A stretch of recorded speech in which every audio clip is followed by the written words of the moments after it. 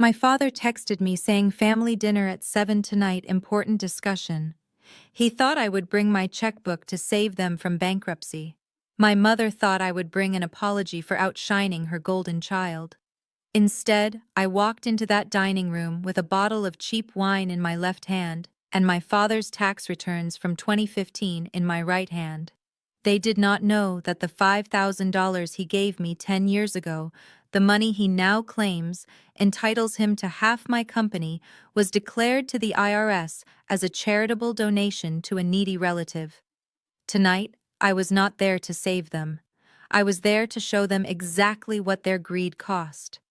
Before I continue this story, let me know where you are watching from in the comments below. Hit like and subscribe if you have ever had to stand up to family who underestimated your worth. My name is Sophia and I am 32 years old. Yesterday should have been the happiest day of my life. The air inside the New York Stock Exchange was electric, a physical weight of anticipation that pressed against my chest. I stood on the balcony, my hand hovering over the gavel, waiting for the final 10 seconds of the countdown. Below me, hundreds of traders, analysts, and reporters looked up. Above me, the massive digital screens flashed green. Greenstream Logistics, the company I built from a laptop in a basement, was now debuting on the public market with a valuation of $325 million. I was the first Black woman in the sector to reach this milestone in a decade. The crowd roared as the countdown hit 0. I slammed the gavel down. The bell rang a sharp, piercing sound that signaled I had officially made it. Confetti rained down, shimmering in the television lights. My CFO Marcus hugged me, tears in his eyes. The applause was deafening. It was the moment every entrepreneur dreams of. But as the cameras panned to capture my reaction, my smile faltered for a fraction of a second. I looked to my left. There, in the prime VIP section reserved for the founder's family, were 4 plush leather chairs. 4 empty chairs. I had sent a private car to pick them up. I had bought them custom outfits. I had arranged for them to be interviewed by major networks about raising a genius daughter. But the seats were vacant, a stark, gaping hole in my moment of glory. A reporter from CNBC thrust a microphone in my face. "Sophia, this is an incredible achievement. Your family must be so proud. Where are they today?" I swallowed the lump in my throat, forcing my smile to remain fixed, practicing the stoicism I had perfected over 30 years. "They got stuck in terrible traffic coming from the airport," I lied. My voice was steady, but my stomach turned. "New York traffic is unforgiving, but they are here in spirit." Marcus gave me a sympathetic look. He knew I had not received a single text message from them all morning. An hour later, I slid into the back of my chauffeured Bentley. The silence of the car was a relief after the chaos of the trading floor. I leaned my head back against the leather seat, closing my eyes. I was worth hundreds of millions of dollars on paper, but I had never felt more isolated. I pulled my phone out of my clutch. Still no text from my father Byron, no call from my mother Viola. Nothing. I opened Instagram, my thumb hovering over the app. Maybe something had happened. Maybe there was an emergency. And then I saw it. The notification at the top of my screen. Keisha is live. My younger sister. The golden child. The influencer with 50,000 followers and $0 in her savings account. I clicked on the notification. The video loaded and the sound of laughter filled the quiet car. My heart stopped. They were not in traffic. They were not in an emergency. They were in a backyard. My parents' backyard. There were pink and blue balloons everywhere. A banner hung between the trees that read, "Paws and Claws Reveal." I watched frozen as my mother Viola held up Keisha's dog, a white poodle named Princess. My father stood next to them, wearing his Sunday best, a grin on his face that he never wore when I showed him my business plans. Everyone is asking, "Is Princess having a boy or a girl?" Keisha shrieked into the camera, her face filtered to perfection. My mother took the microphone. "We are so excited. This is the grand puppy we have been waiting for. Finally, some real news to celebrate in this family. Real pride. The words hit me like a physical slap. Real news. Real pride. I had just become one of the most successful women in the country, and they were popping confetti cannons for a pregnant dog. On the screen, blue confetti exploded. The family cheered. My father hugged Keisha's husband Greg, slapping him on the back. "That is my boy!" my father shouted. "Look at this bloodline." I looked at the timestamp. They had gone live exactly at 9:30 in the morning, the exact minute I was ringing the opening bell. It was not an accident. It was a statement. They did not just skip my moment. They actively chose to ignore it to celebrate a dog. I threw the phone onto the seat next to me. A hot tear escaped, tracking down my cheek, ruining the professional makeup I had paid $500 for. I wiped it away angrily. I was done crying for them. I was done begging for scraps of their attention. I looked out the window at the Manhattan skyline, the city I had conquered, while they played house in the suburbs. If they wanted to pretend I did not exist, fine. I would be the ghost they feared. Just then my phone buzzed against the leather seat. A text message. Finally. I picked it up, expecting an apology. Maybe they saw the news. Maybe someone called them and asked why they were not on TV. The sender was Dad. I opened the message. There were no congratulations, no emojis, no mention of the IPO or the stock price. Just a demand. Family dinner at 7 p.m. Important discussion. Do not be late like usual. And Sophia, please dress casually. Do not wear those stiff suits of yours. You look unapproachable. I stared at the screen until the letters blurred. Important discussion. In the language of the Brooks family, important discussion meant only one thing. They needed money. They did not care that I had just made history. They cared that my bank account was now open for business. My father wanted me to come, but he wanted me to diminish myself. Dress casually. Be small. Do not remind us that you are the CEO. Just be the daughter who writes the checks. I typed out a refusal. I am busy. I am tired. I have a board meeting. But then I stopped. I deleted the draft.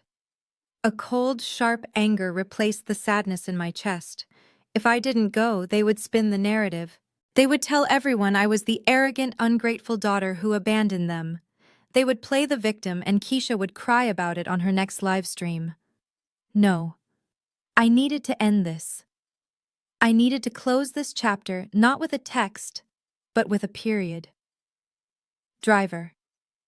I said, my voice dropping an octave, losing its trembling warmth. Change of plans. Stop at the office first.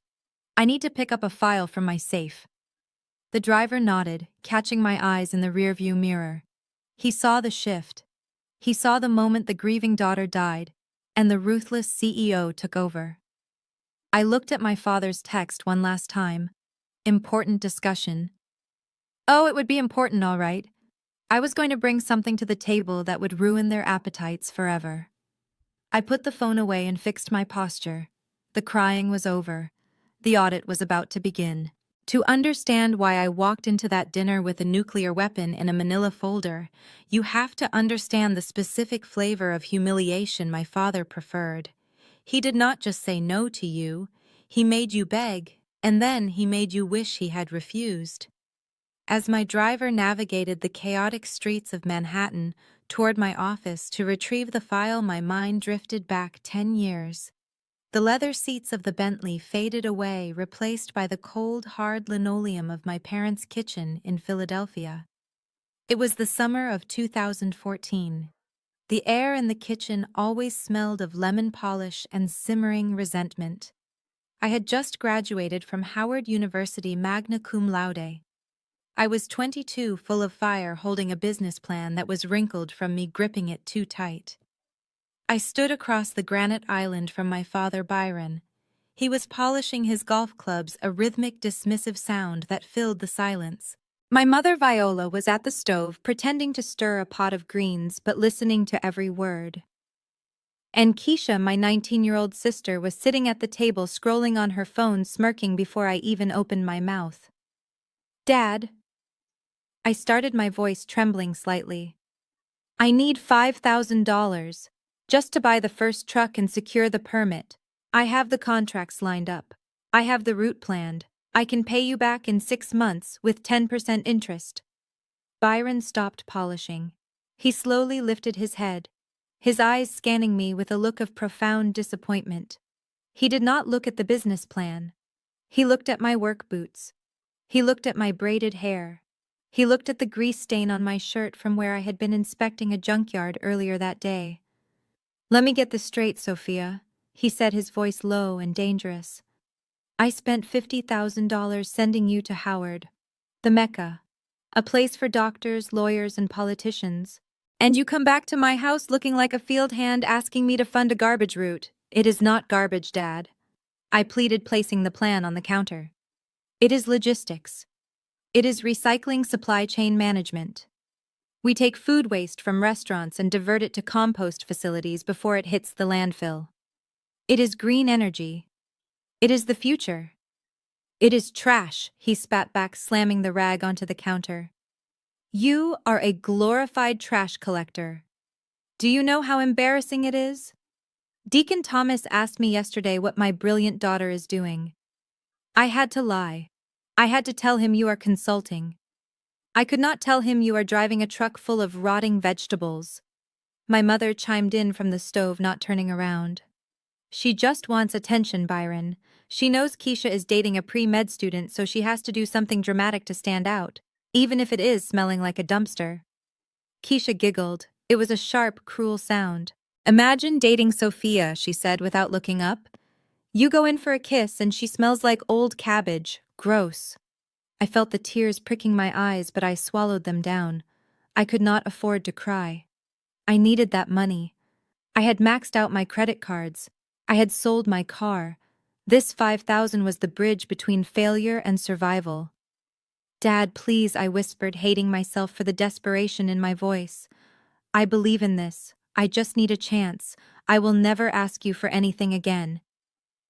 Byron stared at me for a long, agonizing minute. Then he reached into his back pocket and pulled out a thick envelope. I knew what was inside. It was the cash he had withdrawn that morning for a new set of custom titanium golf clubs. He had been bragging about them for weeks. He looked at the envelope, then looked at me with a sneer. "You want this money?" he asked. "Yes," I said. He did not hand it to me. He threw it. The envelope hit the floor with a heavy thud, sliding across the linoleum until it stopped at my dirty boots. The silence in the kitchen was deafening. My mother stopped stirring. Keisha stopped scrolling. "Pick it up," Byron commanded. I froze. My dignity screamed at me to walk away, to leave the money and the house and never look back. But then I thought about my business. I thought about the vision I had. I realized in that moment that pride does not pay the bills. Success does. Slowly, painfully, I bent my knees. I lowered myself to the floor in front of my father. I reached out and picked up the envelope. It felt heavy like a brick.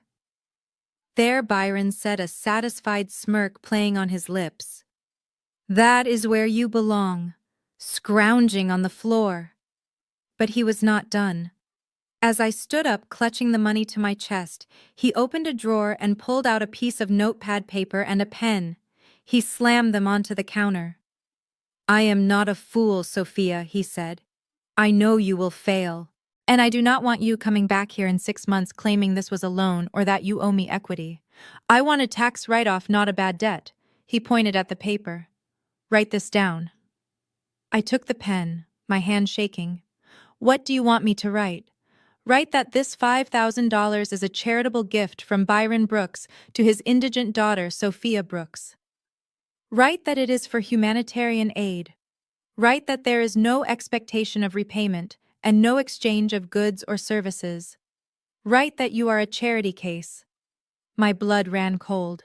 He wanted to declare me as a charity case to the IRS. He wanted to use his own daughter's desperation to save himself a few $100s on his tax bill. "Mom, are you hearing this?" I asked, looking at Viola. She turned around, wiping her hands on her apron. Her face was hard, cold stone. "Just sign it, Sophia. Stop making a scene. You are lucky he is giving you anything at all after you embarrassed us." "Keisha, honey, do not look at your sister. You do not want to end up like that." I looked at them, really looked at them. In that moment, the bond of family snapped. It did not break, it dissolved. I realized they did not love me. They loved the idea of me that reflected well on them. And since I did not fit that image, I was useful only as a tax deduction. I pressed the pen to the paper. I wrote every word he dictated. Charitable gift, indigent daughter, no expectation of repayment. I signed my name at the bottom. The ink was dark and permanent. Byron snatched the paper from me, blowing on the ink to dry it. He folded it carefully and put it in his breast pocket. "Now get out," he said, turning back to his golf clubs, "and take a shower. You stink of failure." I walked out of that house with $5,000 in my pocket and a hole in my heart where my family used to be. I climbed into my rented moving truck, and as I turned the ignition, I made a vow. I swore that I would take every single cent of this money and multiply it until I could buy and sell their entire world. I swore that one day, that piece of paper he just put in his pocket would come back to haunt him. Back in the present, the Bentley came to a smooth stop in front of my office building. I opened my eyes. The memory faded, but the rage remained. It was a cold, focused rage. I walked into the lobby, my heels clicking against the marble floor, echoing like gunshots. I went straight to the private safe in my office. My hands did not shake as I spun the dial. I pulled out the file marked Taxes 2015. Inside was the photocopy of that handwritten note and my father's tax return where he had proudly claimed the deduction. I ran my thumb over the signature. Indigent daughter. "I am not indigent anymore, Dad," I whispered to the empty room. I put the file in my bag. Tonight was not just dinner. It was an audit. And I was the auditor. I checked my reflection in the glass. The crying girl from 10 years ago was gone.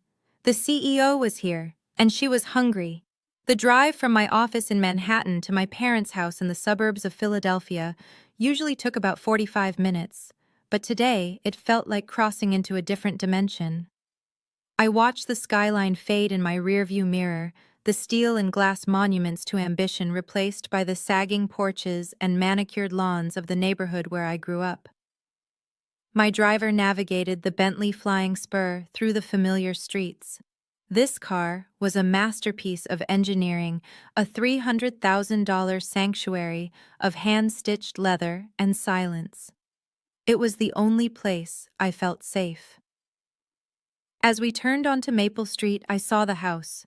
It was a modest 2-story colonial that I had paid off for them 5 years ago.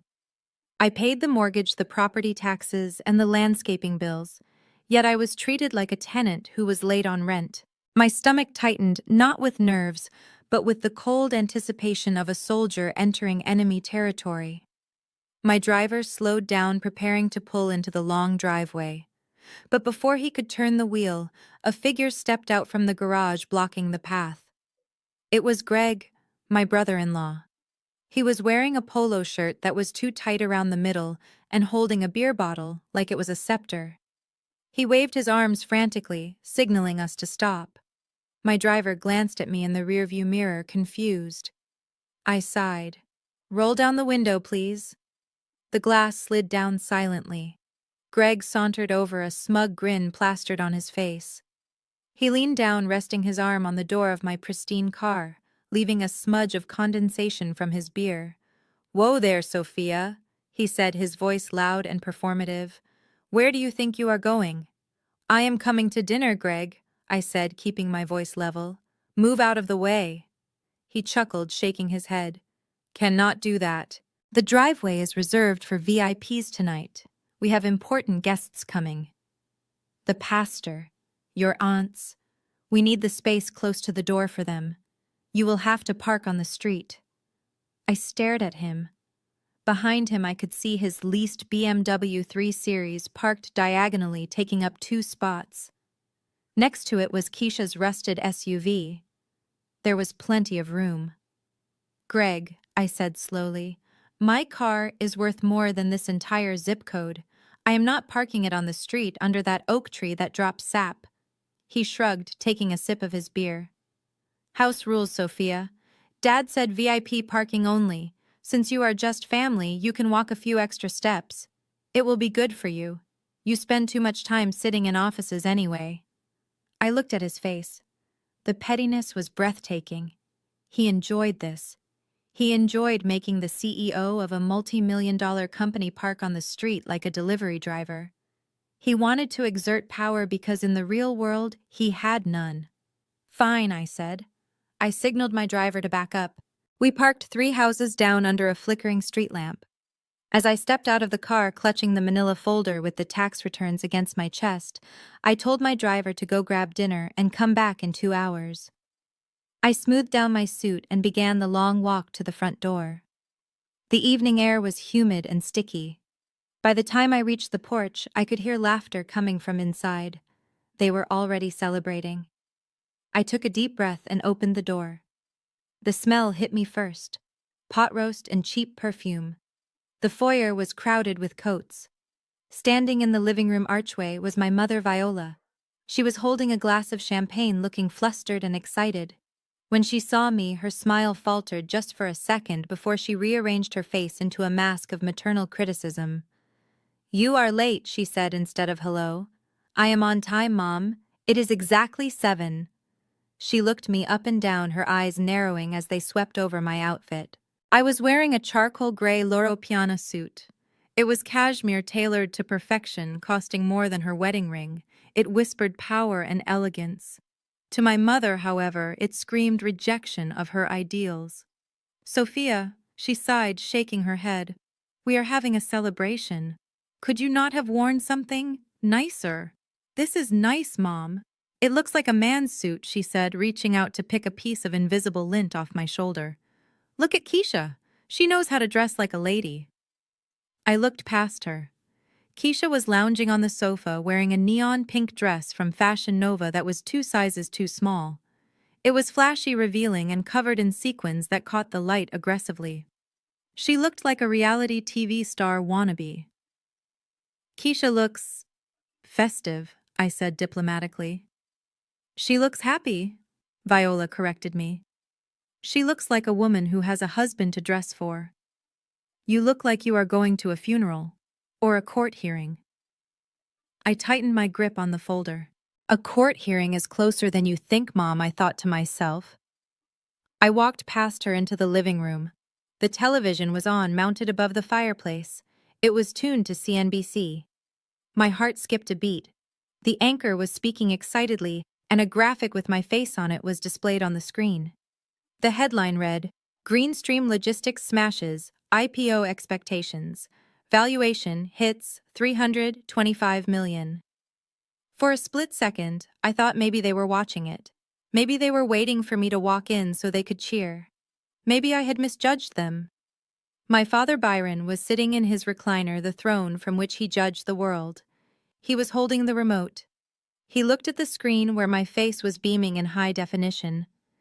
Then he looked at me standing in the doorway. There was no pride in his eyes, only annoyance. "Too much noise," he grumbled. He pointed the remote at the TV and pressed the power button. The screen went black. My face vanished. The headline vanished. The proof of my life's work was extinguished with a single click. "Dad," I said, my voice tight. "That was me. That was the news about my company." "I know what it was, Sophia," he said dismissively, setting the remote down. "But we are not here to talk about work. We are here to talk about family. And you are interrupting Greg's story." He turned his attention to Greg, who had just walked in from the garage and was now standing by the fireplace, chest puffed out. "Go on, son," Byron said, his voice dripping with the warmth he never showed me. "You were telling us about the promotion." Greg smirked at me before addressing the room. "Yeah, so like I was saying, the regional manager called me into his office today. He said, 'Greg, we like your hustle. We are bumping you up to Senior Assistant Manager of Claims Processing. It comes with a new title and a $2,000 raise." The room erupted. My mother clapped her hands together. Keisha squealed and ran over to kiss Greg on the cheek. My father nodded approvingly, looking at Greg like he had just conquered a nation. "That is a real job," Byron said loudly, casting a side eye at me. "Stable, secure. Not like that gambling you do on the stock market, Sophia. Greg is building a career." I stood there frozen. A $2,000 raise. That was what they were celebrating. I had made $325 million today. I had changed the industry. I had made history. And they turned off the TV to applaud a man who got a title bump at an insurance firm. The absurdity of it almost made me laugh. But it wasn't funny. It was a deliberate calculation. They knew exactly what they were doing. By ignoring my success, they were trying to starve me of my worth. They wanted me to feel small so that when they asked for money later, I would give it to them, just to prove I was valuable. Viola's voice cut through the applause. "Come on everyone, dinner is ready." Sophia, try not to talk about business at the table. We do not want to bore Greg. He has had a big day. I followed them into the dining room. I watched them fawn over Greg, watched my mother heap extra roast onto his plate. I sat at the end of the table, the spot usually reserved for children or unwanted guests. I placed the manila folder on my lap, hidden by the tablecloth. Enjoy it while you can, I thought as I watched Greg gloat. Enjoy the roast. Enjoy the praise. Because by the time dessert comes around, you are going to wish you had stayed in the garage. The lion's den wasn't this dining room. The lion was sitting right here in the cashmere suit, and she was ready to bite. The roast beef was dry, overcooked to the point of turning into leather, but I chewed it methodically. I needed something to bite down on to keep from screaming. The dining room was suffocatingly warm, and the air was thick with the smell of gravy and self-righteousness. I sat at the far end of the table, watching my family perform their version of happiness. My father, Byron, was at the head of the table, beaming at Greg like he was the prodigal son. My mother, Viola, was fussing over Greg's wine glass, filling it to the brim while mine remained empty. And then there was Greg himself, the man of the hour, the senior assistant manager of claims processing. He sat there loosening his tie, his face flushed with the cheap Merlot my father had bought in bulk. He looked at me, his eyes glassy and condescending. So Sophia, Greg started leaning back in his chair and picking his teeth with a fingernail. "I was looking at your little company's website earlier. Greenstream, right? Dealing with garbage. It is logistics, Greg," I corrected him quietly, keeping my eyes on my plate. "We optimize supply chains to reduce food waste." Right, garbage." Greg waved his hand dismissively. "Listen, I know you think you have hit the big time with this IPO thing, but I have been in the corporate world a lot longer than you. I deal with risk assessment every day. And I have got to tell you, I am worried about your scalability." I paused my fork halfway to my mouth. I looked up at him. Here was a man who managed a team of 3 people in a windowless office trying to lecture me on scaling a multinational corporation. "Is that so?" I asked, my voice dangerously calm. "What exactly are you worried about?" "Well," Greg said, puffing out his chest, "it is your cash flow. You are expanding too fast. In the insurance game, we call it over-leveraging. You are going to have liquidity issues if you keep buying all those electric trucks. You need to focus on your net profit margin before you worry about market share. You are bleeding capital just to look green. It is rookie stuff, really." The table went silent. My father nodded solemnly, as if Greg had just delivered a sermon from the Mount. My mother looked at me, expecting me to take notes. I set my fork down. The metal clinked sharply against the china. "Actually, Greg," I said, my voice steady and clear, cutting through the room like a scalpel. "You are confusing cash flow with capital expenditure. The trucks are assets, not liabilities.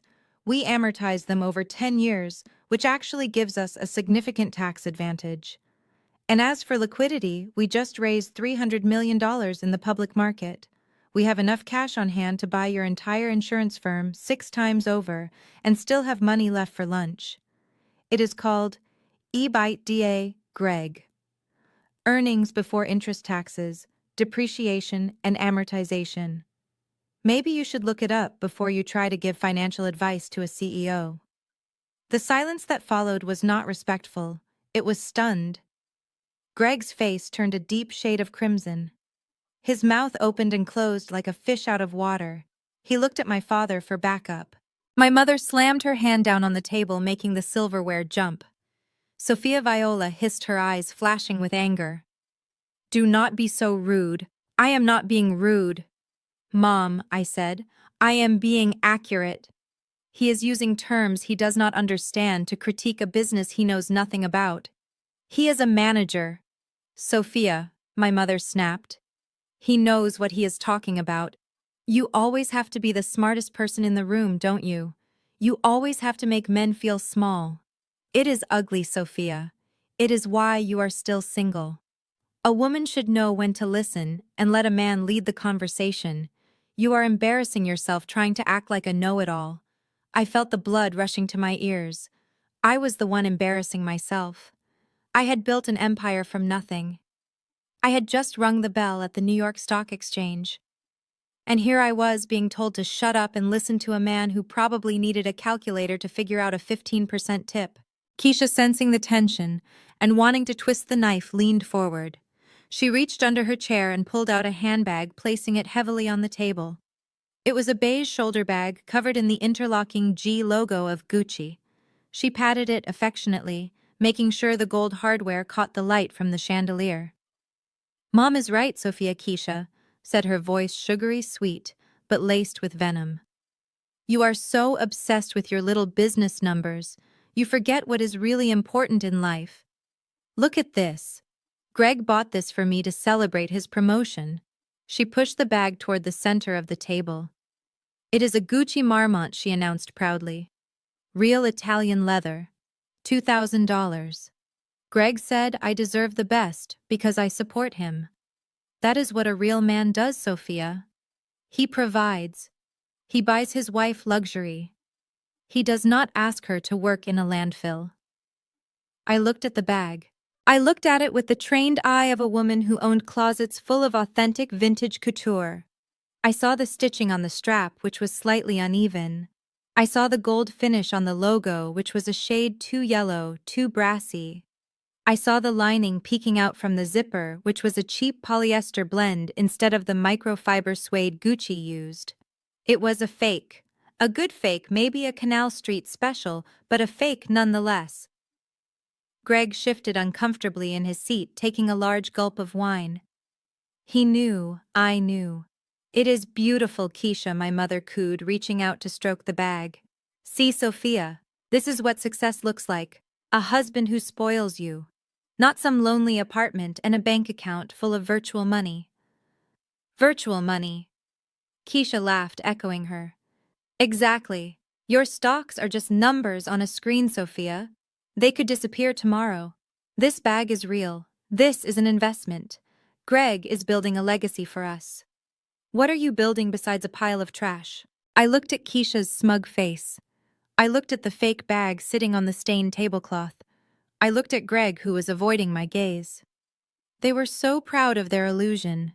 They measured their worth in counterfeit goods and hollow titles. I reached for my wine glass, which was still empty. I picked up the bottle of cheap red wine from the center of the table and poured myself a glass, filling it to the rim. "You are right, Keisha," I said, taking a slow sip, the vinegar taste coating my tongue. "That is a very impressive bag. It must have cost Greg a fortune. It is amazing what you can buy when you are a senior assistant manager." I saw Greg's shoulders relax. He thought I had surrendered. He thought I had accepted the lie. He did not know that I was just biding my time. I was letting them stack their house of cards higher and higher so that when I finally pulled the table out from under them, the crash would be spectacular. My father cleared his throat, bringing the attention back to himself. "Now that we have settled that," he said, his voice booming, "let us get to the reason I called you all here. As Greg pointed out with his financial expertise, the family needs to think about the future. And Sophia, since you have had some luck with this IPO of yours, it is time we discuss your contribution. I set my glass down. My hand brushed against the manila folder in my lap. The texture of the paper was rough against my fingertips. Contribution, I repeated. Yes, Byron said, leaning forward. We are family, and family shares the harvest. Greg and Keisha have plans. Your mother and I have needs, and you, well, you have plenty. The air in the room shifted. The pretense of a social dinner evaporated. The sharks began to circle. They did not want my company. They did not want my expertise. They did not even want my presence. They just wanted to bleed me dry. I smiled. It was a cold, sharp smile that did not reach my eyes. I am glad you brought that up, Dad, I said, sliding my hand under the napkin gripping the folder. Because I brought something for you too, a contribution, you might say. I watched their eyes light up. They thought it was a check. They thought I had brought a checkbook to write away their debts and fund their fantasies. My mother actually licked her lips. Go on, Sophia, Byron said, his greed naked on his face. Put it on the table. Not yet, I said.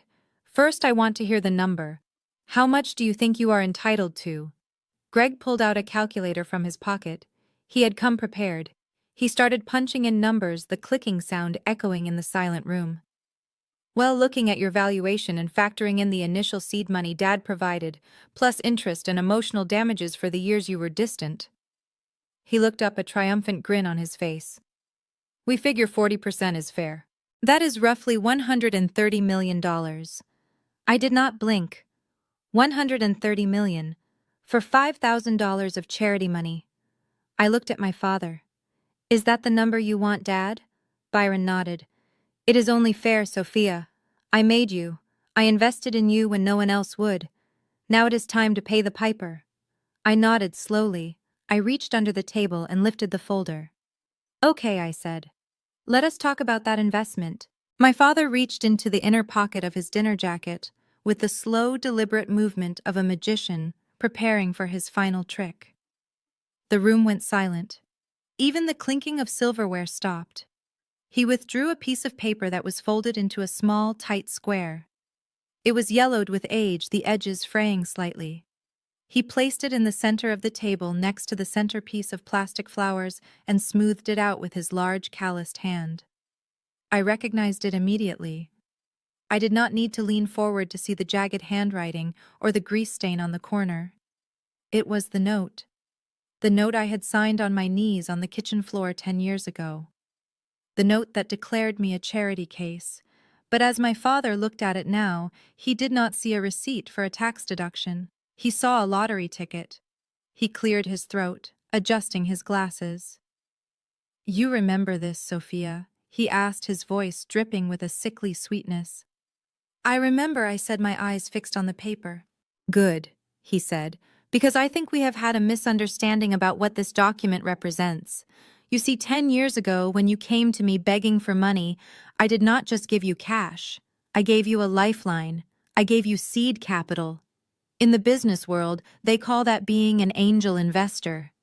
He paused to let the buzzword sink in. He had probably learned it from Greg 10 minutes before I arrived. I took a risk on you, he continued, gesturing grandly. A massive risk. $5,000 was a lot of money to us back then. I could have bought those golf clubs. I could have taken your mother on a cruise. But I chose to invest in your vision. I chose to support my daughter. And now that the investment has matured, it is time to discuss the return on investment. Greg, who had been waiting for his cue, jumped in. He pulled a sleek, expensive calculator out of his pocket and set it on the table next to the note. He tapped the keys furiously, his brow furrowed in concentration as if he were calculating the trajectory of a rocket ship rather than orchestrating a robbery. Exactly, Greg said, not looking up. I have been crunching the numbers, Sophia, and we have to look at this fairly.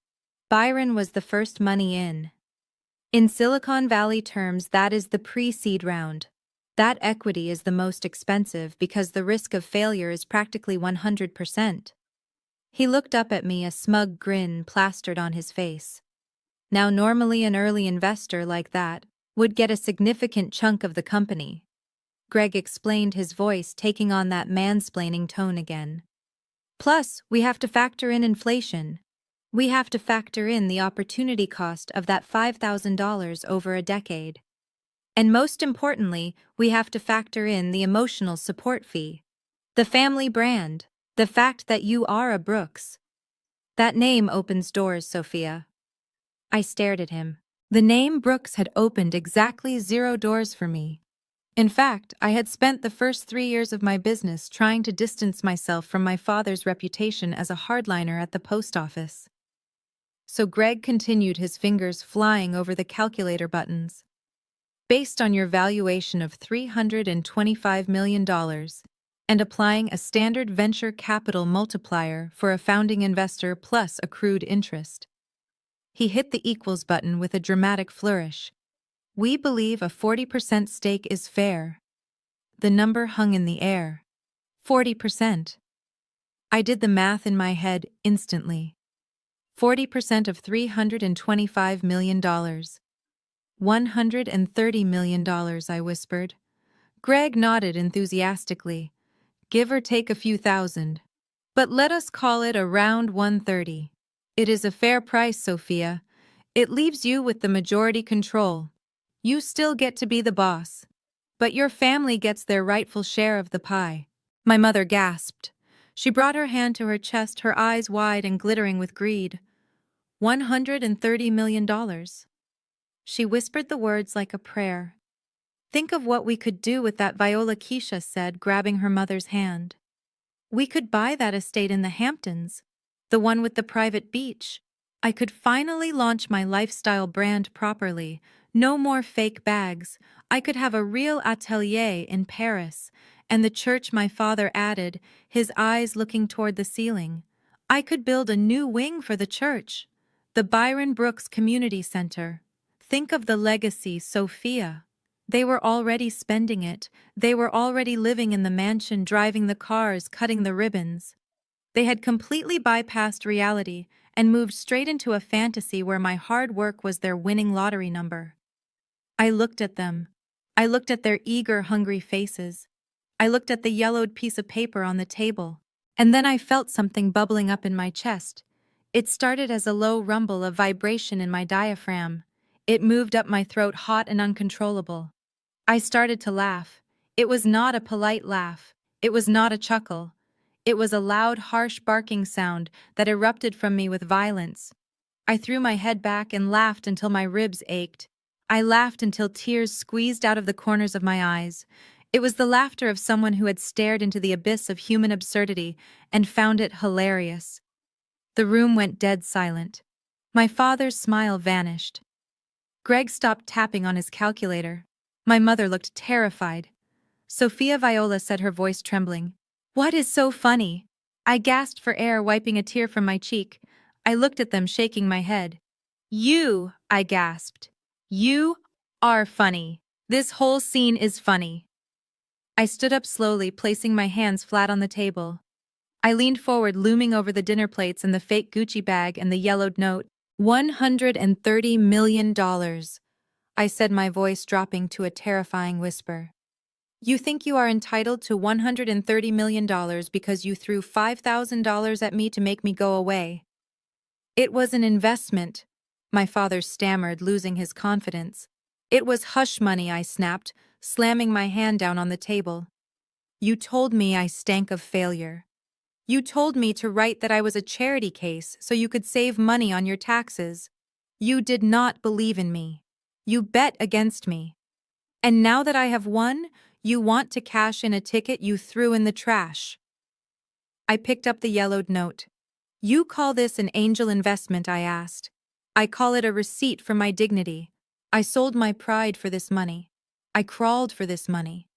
And you think that gives you the right to 40% of my life? I looked at Greg. And you, Mr. Senior Assistant Manager. Do you know what dilution is? Do you know what a cap table is? You think you can just multiply 5,000 by a magic number and get 9 figures? You are not a businessman, Greg. You are a clown with a calculator. Greg's face turned purple. Now see here, Sophia, you cannot talk to me like that. I said, cutting him off. I can talk to you however I want, because I am the one with the real bank account. I am the one who built something real. And you are all just sitting here hallucinating. Are you crazy? I asked, looking around the table. Are you actually clinically insane? Do you think any court in this country would look at this scrap of paper and award you $100 million? My father stood up, his face red with rage. It is a verbal contract, Sophia, he shouted. And we have witnesses. Your mother was there. Keisha was there. We will testify. We will drag you into court and tell the world what an ungrateful wretch you are. We will ruin your reputation. We will tell everyone you stole from your own father. So that is it, I said calmly. Extortion. You are threatening me. I am promising you, my father spat. You pay us or we destroy you. I looked at him. I looked at the man who had raised me, the man who was supposed to protect me. There was no love in his eyes, only greed and desperation. He was willing to burn my life to the ground to keep himself warm. I reached for the manila folder again. Okay, I said, my voice turning icy. You want to talk about courts. You want to talk about testimony. You want to talk about paper trails. I opened the folder. Let us talk about the IRS. The mention of the IRS hung in the air like smoke from a blown-out candle, but my father did not flinch. He was a man who had spent 30 years spinning narratives from a pulpit, and he knew how to pivot when the facts were not on his side. He slowly took off his glasses and rubbed the bridge of his nose. When he looked up, his eyes were not filled with fear, but with a disappointed pity. He looked at me like I was a lost sheep who had wandered too far from the flock. You are talking about laws. Sophia, my father said, his voice taking on the deep, resonant cadence he reserved for Sunday mornings. You are talking about tax codes and government agencies. But those are man-made laws. In this house we follow a higher law. He reached out and placed his hand over the yellowed note on the table as if he were blessing it. The Bible says, honor thy father and thy mother, that thy days may be long upon the land which the Lord thy God giveth thee. Do you remember that verse, Sophia? We taught it to you before you could walk. I gripped the edge of the table. I knew this tactic. When logic failed, he weaponized God. I remember, Dad, I said quietly. But I also remember the verse about not provoking your children to wrath. Byron ignored me. He closed his eyes, swaying slightly in his chair. We sacrificed for you. We poured our spirit into you. That $5,000 was not just money. It was a seed. We planted a seed in faith, believing that God would multiply it. And He has. He has blessed you with abundance. But now you want to hoard the harvest. You want to lock the barn doors and let your own kin starve. That is a sin, Sophia. That is the sin of greed. My mother Viola took her cue perfectly. She let out a small choked sob and brought a handkerchief to her face. She dabbed at eyes that I noticed were perfectly dry. After everything we did, she whispered, her voice trembling. I carried you for 9 months, Sophia. I went through labor for you. I fed you. I clothed you. Do you know how many times I went without a new dress so you could have school supplies? Do you know how many times your father worked overtime just to keep the lights on? I watched her performance with a detachment that frightened me. I remembered my childhood differently. I remembered making my own peanut butter sandwiches for dinner while they went out to eat with Keisha. I remembered wearing Keisha's hand-me-downs even though she was 3 years younger than me, because Mom bought her new clothes every season. I remembered working double shifts at a diner when I was 16 to pay for my own SAT prep courses, because Dad said he didn't have the money. You did not support me, Mom, I said, my voice flat. I moved out the day I turned 18. I paid for my own college. I paid for my own apartment. I have sent you checks every month for the last 5 years. I paid off this house. That is just money, Viola snapped, dropping the handkerchief. Money is easy for you. But what about love? What about respect? You come in here with your expensive suit and your cold eyes, and you treat us like employees. You have lost your way, Sophia. You have let the devil of ambition take your soul. Greg nodded solemnly, taking a sip of his wine. Amen, Viola. Family is about taking care of each other. If I had your kind of money, I would not make my parents beg. I would give them the world. I looked at Greg, the man who was currently living rent-free in my parents' basement while they pretended he was a successful executive. The guilt trip was failing, so they decided to switch tactics. The air in the room shifted from mournful to menacing. Keisha cleared her throat. She picked up her phone, tapping her long acrylic nails against the screen. The sound was like a ticking clock. You know, Sophia, Keisha said, her voice casual but her eyes hard. It would be a shame if people found out what kind of person you really are. What is that supposed to mean? I asked. Keisha shrugged, examining her manicure. I have almost 500,000 followers on Instagram now. My engagement rate is through the roof. People listen to me. They trust me. They look at our family and they see perfection. But the internet loves a villain. She turned her phone around to face me. The screen showed her Instagram profile. The media is eating up your success story right now, Keisha continued. The self-made black woman, the green tech pioneer. But you know what the media loves more than a hero? A hypocrite. Imagine the headlines if I posted a video tonight, crying my eyes out, telling the world how the great Sophia Brooks let her elderly parents lose their home while she flew around in private jets. She paused, letting the threat sink in. I could write a very compelling caption, Sophia. I could talk about how you abandoned us, how you refused to help Dad with his medical bills. I could even make up some medical bills. Who is going to check? The internet does not fact-check. They just cancel. My blood ran cold. This was not just manipulation. This was blackmail. You would lie about me, I asked. You would destroy my reputation to get money. I would tell my truth, Keisha said, smiling sweetly. And my truth is that you are selfish. Greenstream stock is fragile, Sophia. One bad news cycle, one viral video of your crying mother, and your valuation could drop 20% overnight. The board of directors would not like that. They might even ask you to step down. Greg leaned forward, his elbows on the table. Think about it, Sophia, he said, his voice low. Is it really worth the risk? 40% is a lot, but it is better than zero. If Keisha posts that video, you could lose everything. The company, the reputation, the legacy. We are just offering you a way out, an insurance policy. I looked around the table. My father, the holy man, justifying theft with scripture. My mother, the martyr, weaponizing her womb. My sister, the influencer, holding my career hostage with a smartphone. And Greg, the parasite, orchestrating the whole thing. They were not my family. They were a syndicate. And they thought they had me cornered. But they had made one critical mistake. They assumed I had something to lose that I valued more than my freedom. They assumed I cared about the opinions of strangers more than I cared about my own self-respect. I slowly picked up my napkin from my lap. I folded it neatly into a square, pressing the creases down with my thumb. You are right, Keisha, I said, standing up. The internet does love a villain. I picked up the manila folder. But you forgot one thing about the internet. It also loves receipts. I looked at my father. You want to talk about God, Dad? God sees everything, including that tax return. I looked at my mother. You want to talk about sacrifice, Mom? Get ready to sacrifice this house because without my checks, the bank is going to take it back in 3 months. I looked at Keisha. And you? Go ahead, post the video, cry your fake tears.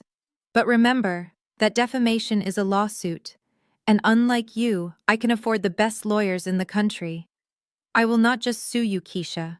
I will bankrupt you. I will take every fake bag, every follower, and every cent you ever make for the rest of your life. I dropped the napkin onto the table. It landed on top of the yellowed note, covering my signature. "Try it," I whispered. "See who dies first." I turned my back on them. I heard my mother gasp. I heard my father start to shout something about hellfire. I heard Greg pushing his chair back. But I did not stop. I walked out of the dining room through the foyer that smelled of pot roast and lies, and out the front door. The night air was cool and clean. I walked down the driveway past the spot where Greg had blocked my car. My driver was waiting down the street, the headlights of the Bentley cutting through the darkness. As I reached for the door handle, my phone buzzed. It was a notification from Instagram. Keisha had started a live video. I paused, my hand hovering over the handle. I could leave. I could drive away and let them scream into the void. Or I could end this, once and for all. I opened the car door and slid into the back seat. "Take me back to the city," I told the driver. Then I unlocked my phone. I opened the folder. I took a picture of the tax return. And then I opened my own social media. I had never used it for personal drama. My account was strictly business. But tonight business was personal. If they wanted a war, I would give them a revolution. The silence inside the Bentley was supposed to be a sanctuary, but as the heavy iron gates of my parents' driveway faded into the distance, that silence was shattered by the relentless vibration of my phone. It buzzed against the leather seat like an angry hornet. I looked down. The screen was lit up with notifications, but one stood out above the rest. It was a push notification from Instagram. "Keisha Brooks is live." Caption: "The truth about my sister." My stomach dropped. I knew they were desperate, but I did not think they would move this fast. I picked up the phone, my hand trembling slightly, not from fear but from a cold, rising fury. I tapped the screen. The video loaded instantly. The connection was crisp. Keisha was sitting in her old bedroom, the one with the pink walls she had refused to repaint since high school. The lighting was dim, intentionally dramatic. She was crying. Or rather, she was performing the act of crying. Her mascara was artfully smeared beneath her eyes, and her breathing was ragged and shallow. "Hey guys," she whispered into the camera, her voice trembling. "I did not want to do this. I really didn't. You know, I try to keep my page positive. I try to be a light. But tonight something happened that I just cannot stay silent about." She paused, wiping a tear that managed to fall perfectly down the center of her cheek. The viewer count in the corner of the screen was climbing rapidly. 500, 2,000, 5,000. People love a train wreck, and Keisha was giving them a front row seat. "You all know my sister Sophia," Keisha continued, sniffing loudly. "You see her on the news. You see her ringing the bell at the stock exchange. You see the suits and the cars and the billions of dollars. But you do not see what happens behind closed doors. You do not see how she treats the people who made her who she is." I watched in horror as my mother Viola appeared in the frame. She was sitting on the edge of the bed behind Keisha, holding a tissue to her nose. She looked frail. She looked broken. It was an Oscar-worthy performance from a woman who 30 minutes ago was demanding a multi-million-dollar estate in the Hamptons. "Tonight," Keisha said, her voice breaking. "Tonight Sophia came over for dinner. We just wanted to celebrate her. We wanted to hug her. But she was so angry. She started screaming at Dad about money, about how we were parasites. And when Mom tried to calm her down..." Keisha stopped, covering her mouth with her hand. The comments section was scrolling so fast, it was a blur of angry emojis and capitalized text. "She pushed her," Keisha sobbed. "My billionaire sister pushed our 60-year-old mother into the wall. Because Mom asked her for help. Because Dad needs surgery, and Sophia refused to pay for it. She said she would rather see us on the street than give us a dime of her precious money." I gasped aloud in the quiet of the car. It was a lie so bold, so malicious that it took my breath away. I had never touched my mother. I had walked away. But the truth did not matter to the 10,000 people now watching the stream. To them, I was a monster. I was the greedy, heartless villain who assaulted her own mother over money. The comments were turning vicious. Cancel Green Stream. Boycott her company. She belongs in jail. Monster. Ungrateful. Eat the rich. My phone started ringing. It was not a notification this time. It was a call. Marcus, my CFO. I stared at the screen. I could not answer. What could I say? How do you explain to your chief financial officer that your sister is currently accusing you of elder abuse on social media because you refuse to be extorted? The phone stopped ringing, then immediately started again. Then a text from my publicist. Sophia, we have a problem. TMZ just picked up Keisha's stream. Call me now. Then a text from a board member. Sophia, what is going on? My wife just showed me a video. Is this true? I felt the walls closing in. The car felt like a cage. I looked at Keisha's face on the screen. She was gaining followers by the second. She was monetizing my destruction. Every tear she shed was a deposit in her bank account and a withdrawal from mine. I clicked on the stock ticker app on my phone. Greenstream had closed at a record high, but in the after-hours trading market the line was nosediving. Down 1%, down 2%, down 3%. That was nearly $10 million of market capitalization evaporated in the time it took me to drive 3 blocks. $10 million gone because Keisha wanted a Gucci bag and my father wanted to be a big shot. I put the phone down on the seat face down. I could not watch anymore. I looked out the window at the passing city lights. They blurred into streaks of gold and red. I realized then with a clarity that cut deeper than any knife that this was not a family dispute. This was an assassination attempt. They knew exactly what they were doing. They knew that my reputation was my currency. They knew that as a Black woman CEO I was already under a microscope. I had to be perfect. I had to be unimpeachable. One crack in the armor and the world would tear me apart. They were counting on that.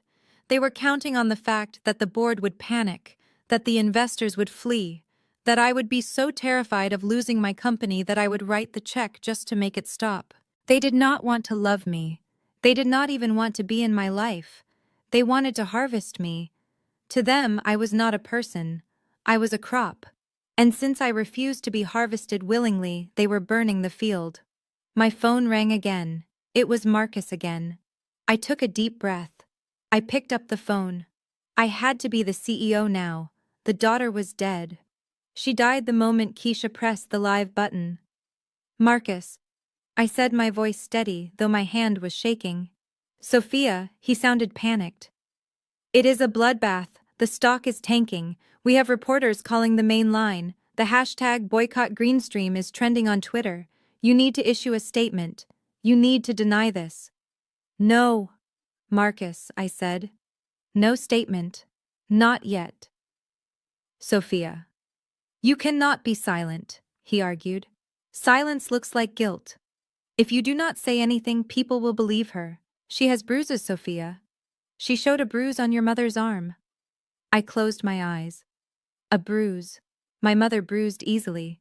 She probably bumped into a doorframe yesterday, or maybe she did it to herself. The thought made me sick.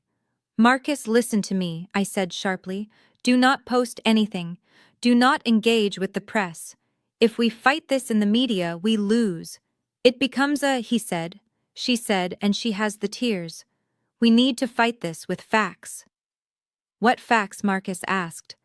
She has a video. I have an audit, I whispered. I have the truth, Marcus. And I have the best lawyers in New York. Call the legal team. Wake them up. Get them to the office. I am 10 minutes away. We are not issuing a press release. We are filing a lawsuit. And Marcus, yes, Sophia. Freeze their assets. My parents' house.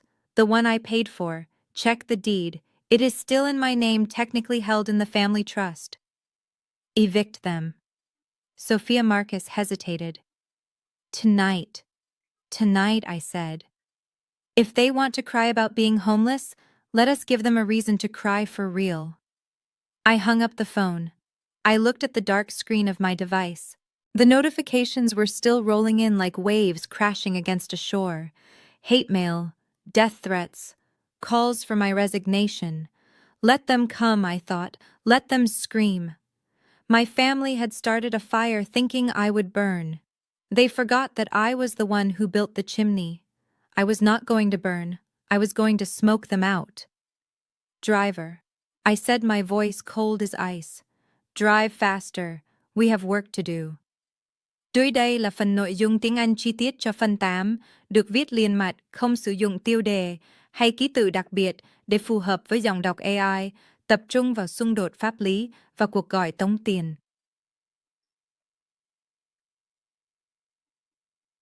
The morning sun hit the glass walls of my corner office in Manhattan, but it brought no warmth. My desk, usually a sanctuary of order, was contaminated by a thick envelope that had just been delivered by a bicycle courier. It was not from a top-tier law firm. It was not on heavy bond paper with a watermark. It was a manila envelope stuffed with documents that looked like they had been printed on a home inkjet printer running low on toner. I picked up the cover letter. The letterhead read, "The Law Offices of Miller & Associates." I knew Miller. He was Greg's drinking buddy from college, a personal injury lawyer, whose billboards littered the highway offering quick settlements for slip-and-fall accidents. Now apparently, he was a corporate litigator suing a company valued at $300 million. I sat down in my Aeron chair and began to read. The legal complaint was a masterpiece of fiction. Plaintiff Byron Brooks alleges that he entered into a verbal joint venture agreement with defendant Sophia Brooks in 2014. It claimed that the $5,000 was not a gift, but a capital contribution. It claimed that my entire business model, the proprietary AI logistics software I had spent sleepless nights coding, was actually based on trade secrets discussed at the family dinner table. I felt a vain throb in my temple. Trade secrets. My father thought the cloud was something that caused rain. My mother thought algorithms were a type of dance. And yet here they were claiming in federal court that Greenstream Logistics was the fruit of our collective family genius. The language in the filing was designed to humiliate. It referred to my company as a family asset, misappropriated by a rogue agent. It described me not as a founder, but as a custodian of family property. They were trying to strip me of my title, my history, and my identity. They wanted to rewrite reality so that my success was actually their success that I had stolen. My intercom buzzed. It was my assistant. "Sophia, your brother-in-law is on line 1. He says it is urgent, regarding a settlement." I stared at the blinking light on my phone. A settlement. They had filed the lawsuit at 9 a.m. and were calling to settle by 10. This was not a legal strategy. This was a shakedown. I pressed the button and put the call on speaker. I pulled my digital recorder out of my desk drawer and pressed record. "Hello, Greg," I said, my voice flat. Sophia Greg's voice filled the room. It was smooth, oily, and dripping with fake concern. "I am glad you picked up. Look, I just saw the paperwork Miller sent over. I told him it was too aggressive. You know how lawyers are. They always want to go for the throat." "You hired him, Greg," I reminded him. "I just made an introduction." Greg lied effortlessly. "Listen, Sophia, I am calling because I am worried about you. Really worried. Dad is furious. He is talking about going on Good Morning America next week. He wants to tell the whole world how you tricked him out of his investment. And Keisha, well, you saw the live stream. She is just getting started." I leaned back in my chair, watching the tape counter on my recorder tick upward. "Get to the point, Greg. The point is, this can all go away," Greg said, dropping his voice to a conspiratorial whisper. "I have been talking to Dad all morning. I told him 40% is unreasonable. I told him Sophia worked hard. She deserves to keep the majority. I talked him down, Sophia." "I did that for you. How generous of you," I said dryly. "I got him to agree to a flat number." Greg continued, ignoring my sarcasm. $10 million. Cash. Wired today. You send the money and the lawsuit disappears. Keisha deletes the video. Dad issues a statement saying he is so proud of you. We go back to being a happy family. $10 million. The number hung in the air. Last night it was 130 million. Now it was 10. It was a fire sale. They were desperate. They knew the lawsuit was bogus. They knew they would lose in court eventually. But they were banking on the fact that I would pay 10 million just to stop the noise, to stop the embarrassment. And where should I wire this $10 million, I asked. To Dad's account. There was a pause on the other end. Actually, Greg said, clearing his throat. Dad is not great with technology. And with the whole tax situation you mentioned last night, we figure it is better if you wire it to a consulting firm I set up. Brooks Family Consulting LLC. I will handle the distribution to make sure everything is tax efficient. I closed my eyes. He was so arrogant. He was so blinded by greed that he did not even realize what he had just walked into. He was asking me to wire funds across state lines to a shell company to prevent the release of damaging information. Greg, I asked slowly, clearly, are you telling me that if I do not pay you $10 million right now, you will continue to damage my reputation and pursue this frivolous lawsuit? I am telling you that for a consulting fee of $10 million, I can make your problems vanish, Greg said. It is just business, Sophia. Think of it as a crisis management fee. You can afford it. You are rich. What is 10 million to you? It is pocket change. Just pay it and we can all move on. I looked at the recorder. I had everything I needed. Greg, I said, my voice changing, shifting from the victim to the executioner. Do you know what Title 18 United States Code Section 875 is? What? Greg sounded confused. What are you talking about? It is the federal statute for interstate extortion, I explained calmly. And since you are on a phone line asking for money in exchange for silence, that also triggers wire fraud statutes. You just demanded $10 million to call off a harassment campaign that you organized. There was silence on the other end, then a nervous laugh. Come on, Sophia, do not be dramatic. I am your brother-in-law. I am trying to help you settle a family dispute. No, Greg, I said. You are a blackmailer, and you are not very good at it. You just instructed me to wire money to an LLC controlled by you to avoid a lawsuit filed by your friend. That is conspiracy. And the best part is, I recorded this entire call. The line went dead silent. I could hear him breathing fast and shallow. You recorded me? Greg stammered. You cannot do that. That is illegal. Actually, New York is a one-party consent state, I said, my eyes scanning the skyline of the city I owned. As long as I consent to the recording, it is perfectly legal. And I consent. Sophia, wait. Greg said, his voice rising in panic. Let us not be hasty. I was just throwing out numbers. We can negotiate. 5 million. 1 million. Just give Dad something. It is too late for negotiations, Greg, I said. You wanted to play businessman. Now you are going to learn about liability. I am going to take this recording and I am going to send it to the Ethics Board of the State Bar Association to have your friend Miller disbarred. And then I am going to send it to the district attorney. Sophia, please, Greg begged. I have a kid. Keisha is pregnant again. You cannot do this. I did not do this. Greg, I said, cold as ice. You did. You got greedy. You thought I was weak because I was family. You forgot that I swim with sharks every day. You are just a minnow, Greg. And you just swam into the wrong mouth. I hung up the phone. My hand was steady. I ejected the digital file and saved it to 3 different secure cloud servers. I looked at the lawsuit on my desk. The threats, the lies, the insults, they thought paper could hurt me. They did not know that I could turn paper into prison bars. I pressed the intercom button. Get my lawyers on the phone, I told my assistant. And call the FBI. I want to report an extortion attempt. I sat back in my chair. The sadness was gone. The nostalgia was gone. All that was left was the cold, hard calculus of survival. They wanted a war.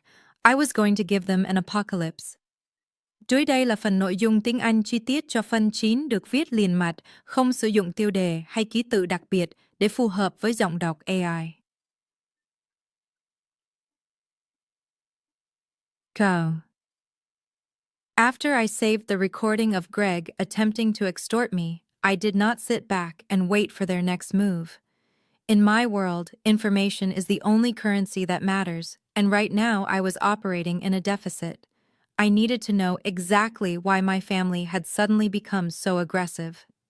Greed is a powerful motivator, but desperation is the only thing that makes people reckless enough to blackmail a CEO on a recorded line. I picked up my secure phone and dialed a number that did not exist in my contacts list. It belonged to Silas, a forensic accountant and private investigator who usually handled corporate espionage for my firm. He was expensive, he was discreet, and he was terrifyingly efficient. I told him I needed a full financial autopsy on 3 individuals: Byron Brooks, Viola Brooks, and Gregory Miller. I told him I needed it in 4 hours. Silas arrived at my office 3 hours and 45 minutes later. He did not look like a detective from the movies. He looked like a librarian wearing a beige cardigan and wire-rimmed glasses carrying a thick leather briefcase. He sat down opposite my desk and placed a single heavy binder on the glass surface. He did not smile. He did not ask how I was doing. He simply opened the binder and spun it around to face me. "You are not going to like this, Sophia," he said, his voice dry and devoid of emotion.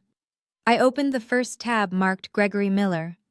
I expected to see details about his salary, his debts, maybe some credit card issues. But the first page was an employment verification form from the insurance company where he claimed to be a rising star. Across the top in bold red letters was the word "terminated." He was fired 6 months ago, Silas explained, pointing to the date. He was let go for cause. Apparently he was falsifying claims to hit quotas. He has not worked a day since. I stared at the paper, the dinner, the celebration, the toast to the senior assistant manager. It was all a lie.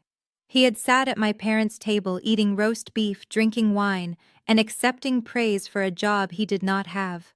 "So where does he go every day?" I asked. Keisha posts stories of him leaving in a suit every morning. "He goes to a Starbucks on 4th Street, Silas said, flipping a page to show surveillance photos.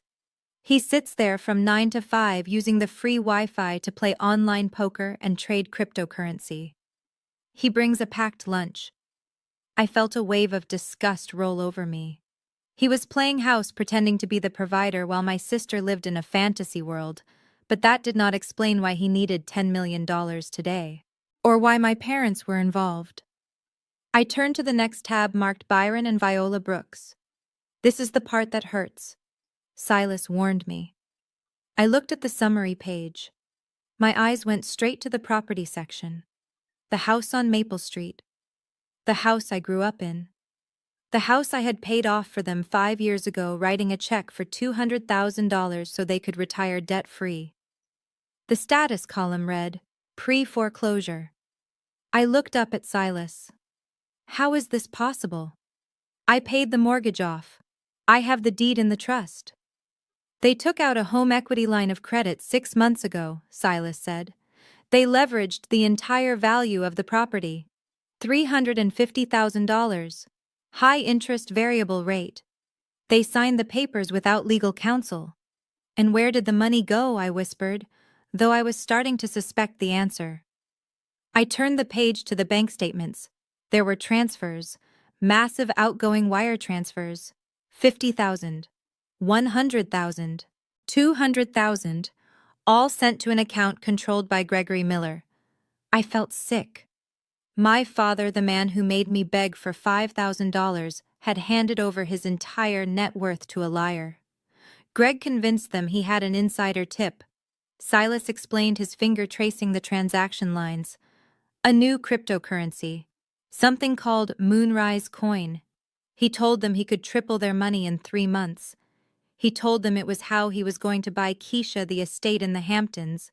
He promised them generational wealth." "And what happened to the coin?" I asked, staring at the numbers. "It was a rug pull," Silas said. "The developers drained the liquidity pool and vanished. The coin is worth 0. Greg lost everything. Your parents' money is gone, Sophia. Every cent." I sat back in my chair, feeling the room spin. They were broke. My parents were not just greedy, they were destitute. They had bet their home on a man who lied about his job and they had lost. And the bank, Silas continued. They have served the notice of default. The auction is scheduled for 2 weeks from today. If they do not come up with $350,000 plus penalties by the 14th, the sheriff will evict them. The picture was now complete. The sudden dinner invitation, the demand for money, the lawsuit, the blackmail. It was not just about getting rich. It was a frantic, clawing attempt to survive. They were 2 weeks away from being homeless. They were 2 weeks away from their neighbors seeing their furniture on the lawn. The shame would destroy my father. The reality check would destroy Keisha. So they decided to rob me. Instead of coming to me and telling the truth, instead of admitting they made a mistake and asking for help, they tried to destroy my reputation to cover their tracks. My father preferred to sue his own daughter than admit he was scammed by his son-in-law. My mother preferred to call me ungrateful online than admit she gambled her house away. Greg told them the lawsuit would be a quick settlement, Silas said, interpreting my silence. He told them companies like yours settle to avoid bad press. He told them it was a guaranteed payday before the eviction notice hit the door. He is using them, Sophia. He is using their desperation to save his own skin. I looked at the photos of Greg sitting in the coffee shop staring at his laptop. He looked pathetic, but he was also dangerous. A drowning man will drag anyone down with him, and Greg had latched onto my parents and was pulling them into the abyss. I closed the binder. The heavy thud echoed in the office. "Thank you, Silas," I said. "Leave the file." Silas stood up to leave but paused at the door. "One more thing, Sophia. I checked the IP address of the device used to upload Keisha's live stream last night. It was not uploaded from their house. It was uploaded from the Wi-Fi network at the Starbucks on 4th Street. Greg filmed it. Greg directed it. He is orchestrating every move." When Silas left, I stood up and walked to the window. I looked out at the city, at the empire I had built with honesty and grit. My family had none of that. They lived on lies. They ate lies for dinner. And now the bill for those lies had come due. I looked at the calendar on my wall. 2 weeks. They had 2 weeks before the sheriff arrived. They wanted $10 million to make the problem go away. They wanted me to be their savior again. But saving them now would only enable them. If I wrote a check, Greg would steal it. If I paid off the house, they would leverage it again. No, I was not going to save them with money. I was going to save them with the truth. And the truth was going to hurt much more than poverty. I picked up my phone and called my lawyer. "Prepare the countersuit," I said, "and draft a purchase agreement for a property on Maple Street. I am going to buy the note from the bank." "You want to pay off their debt?" my lawyer asked, confused. "No," I said, my voice hard. "I want to be the one who holds the mortgage. When the foreclosure happens, I want to be the one standing on the lawn." I hung up. I looked at the binder one last time.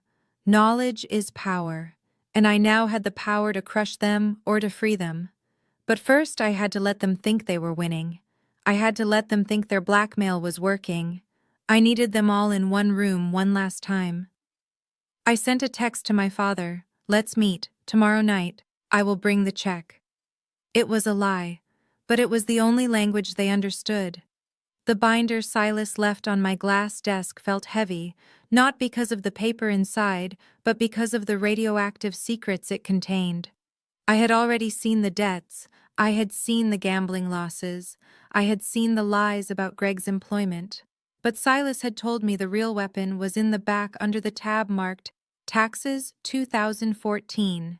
I poured myself a glass of water, my hands steady now. The panic from the live stream and the extortion call had evaporated, replaced by a cold surgical focus. I opened the binder to the year 2014. This was the year I had knelt on the kitchen floor. This was the year I had begged for $5,000. This was the year my father had thrown the money at me and called it an investment in his own tax relief. I scanned the Form 1040. It was standard for a man of my father's station at the time. Moderate income from the post office, standard deductions. And then I turned to Schedule A itemized deductions. My finger traced down the lines of numbers until it stopped at line 16. Gifts to charity. There it was, $5,000. But it was not just a number. Because the amount exceeded $500 for a non-cash or unusual contribution, there was a supplemental form attached. Form 8283, Non-Cash Charitable Contributions. I pulled the page closer, my eyes widening as I read the handwriting. It was my father's handwriting, jagged and aggressive. In the section for description of donated property, he had not written cash. He had written humanitarian aid. In the section for donee, he had not written a registered 501c3 charity. He had checked a box marked Other and written a descriptive note. Assistance to indigent family member unable to support self, non-recoverable. I stared at the words, indigent, non-recoverable. He had not just called me a charity case to my face, he had sworn it to the United States government. He had told the Internal Revenue Service under penalty of perjury that the money he gave me was a gift with zero expectation of being paid back. He had done this to lower his taxable income. Based on his tax bracket at the time, this deduction probably saved him about $1,500. $1,500. That was the price of my father's integrity. That was the value he placed on our relationship. He had sold the right to call himself my partner for $1,500. And then my eyes drifted to the bottom of the page. To the preparer's signature. I recognized the loop of the G immediately. Gregory Miller. Greg had prepared these taxes. Greg had advised him to do this. I could almost hear Greg's voice in the kitchen 10 years ago telling my dad, "Hey Byron, if we classify this as a gift to a needy relative, we can write it off and you can get a bigger refund." I sat back in my chair, and the absurdity of it hit me like a physical blow. Here was the paradox. Here was the trap they had built for themselves. In their lawsuit filed this morning, they claimed the $5,000 was an investment, a capital contribution in exchange for equity. But in their tax returns filed 10 years ago, they claimed it was a charitable gift with no return expected. They could not have it both ways. If they went to court to fight for the equity, they would have to admit that this tax return was fraudulent. That would be tax fraud, filing a false return, conspiracy to defraud the IRS. Since Greg signed it and Byron signed it, they would both be liable. That is a felony. That means prison time. But if they stuck to the tax return to stay out of jail, then they had to admit the money was a gift. And if it is a gift, they have zero claim to my company. You cannot demand 40% of a company because you gave the CEO a birthday present 10 years ago. It was a perfect binary trap. Option A. They drop the lawsuit and get nothing. Option B. They pursue the lawsuit, admit to a federal crime, and go to prison. I started to chuckle. The sound was dry at first, scratching my throat. But then the irony of it expanded in my chest. My father was so cheap, so desperate to save a few pennies back then, that he had inadvertently signed away his rights to a fortune. His own stinginess was his undoing. The chuckle grew into a laugh. A loud, unladylike laugh that bounced off the glass walls of my office. I laughed until tears streamed down my face. I laughed for the 22-year-old girl who had cried on the floor. I laughed for the woman who had felt worthless because her father looked at her with disgust. He thought he was being smart. He thought he was gaming the system. Indigent daughter. Who is indigent now? Dad? I said aloud to the empty room, wiping a tear from my eye. I looked at the document again. It was beautiful. It was not just a piece of paper. It was a sword forged in the fires of their own greed. I picked up my phone and dialed my lawyer. "Sarah," I said, my voice still thick with mirth. "Sophia, are you okay? You sound hysterical." "I am fine, Sarah. I am better than fine. Listen, I need you to print something out for me, a specific section of the federal tax code." "Which section?" Sarah asked, confused. "The section regarding tax fraud and the penalties for filing false returns," I said. "And Sarah, do we have a contact at the IRS Criminal Investigation Division?" We do, Sarah said, her voice dropping. Sophia, what did you find? I found the smoking gun, I said. Or rather, I found the receipt. Listen to me carefully. I am not settling. I am not wiring $10 million. I am going to meet them tomorrow. You are meeting them, Sarah asked, alarmed. Sophia. That is dangerous. They are desperate. I know, I said. But I need to see their faces. I need to see the moment they realize that they handed me the weapon that is going to end them. I hung up the phone. I stood up and walked to the window, looking out at the city lights. Below me, millions of people were rushing home to their families, to dinners and hugs and warmth. I did not have that. I had a binder full of crimes and a heart full of ice. But in this moment, looking at the reflection of my face in the glass, I realized something. I did not need their love. Love is messy. Love is conditional. I had leverage, and leverage never lies. I went back to my desk and picked up the binder. I ran my fingers over the signature line. Gregory Miller, Byron Brooks. 2 names bound together by a lie. Tomorrow night I would untie the knot, and I would watch them hang. I packed the binder into my bag. I grabbed the digital recorder with the extortion tape. I checked my appearance in the mirror. My eyes were bright, my posture was straight. The grieving daughter was gone. The victim was gone. The auditor was ready for her appointment. The next 24 hours were a masterclass in the art of radio silence. In the world of public relations, silence is usually interpreted as an admission of guilt. When a scandal breaks, the accused is supposed to issue a denial release, a statement, or appear on a morning talk show to weep and ask for forgiveness. My silence was deafening. It created a vacuum that my family rushed to fill with their noise. Keisha took my lack of response as a sign of total defeat. Emboldened by her viral success, she launched a marathon of content. She went live 3 times in one day. She posted a series of TikToks reenacting childhood traumas that never happened. She cried about how I used to steal her lunch money, which was ironic considering I was the one buying the groceries. Her follower count swelled to 700,000. She was high on the dopamine of attention and the promise of a payday. She started tagging brands in her hate posts, trying to secure sponsorship deals for her misery. My parents were equally intoxicated by the smell of imaginary money. Silas, my private investigator, sent me updates that would have been funny if they were not so tragic. Byron and Viola spent the afternoon touring a $4 million estate in Alpine, New Jersey. They walked through marble hallways they could not afford, critiquing the finishes.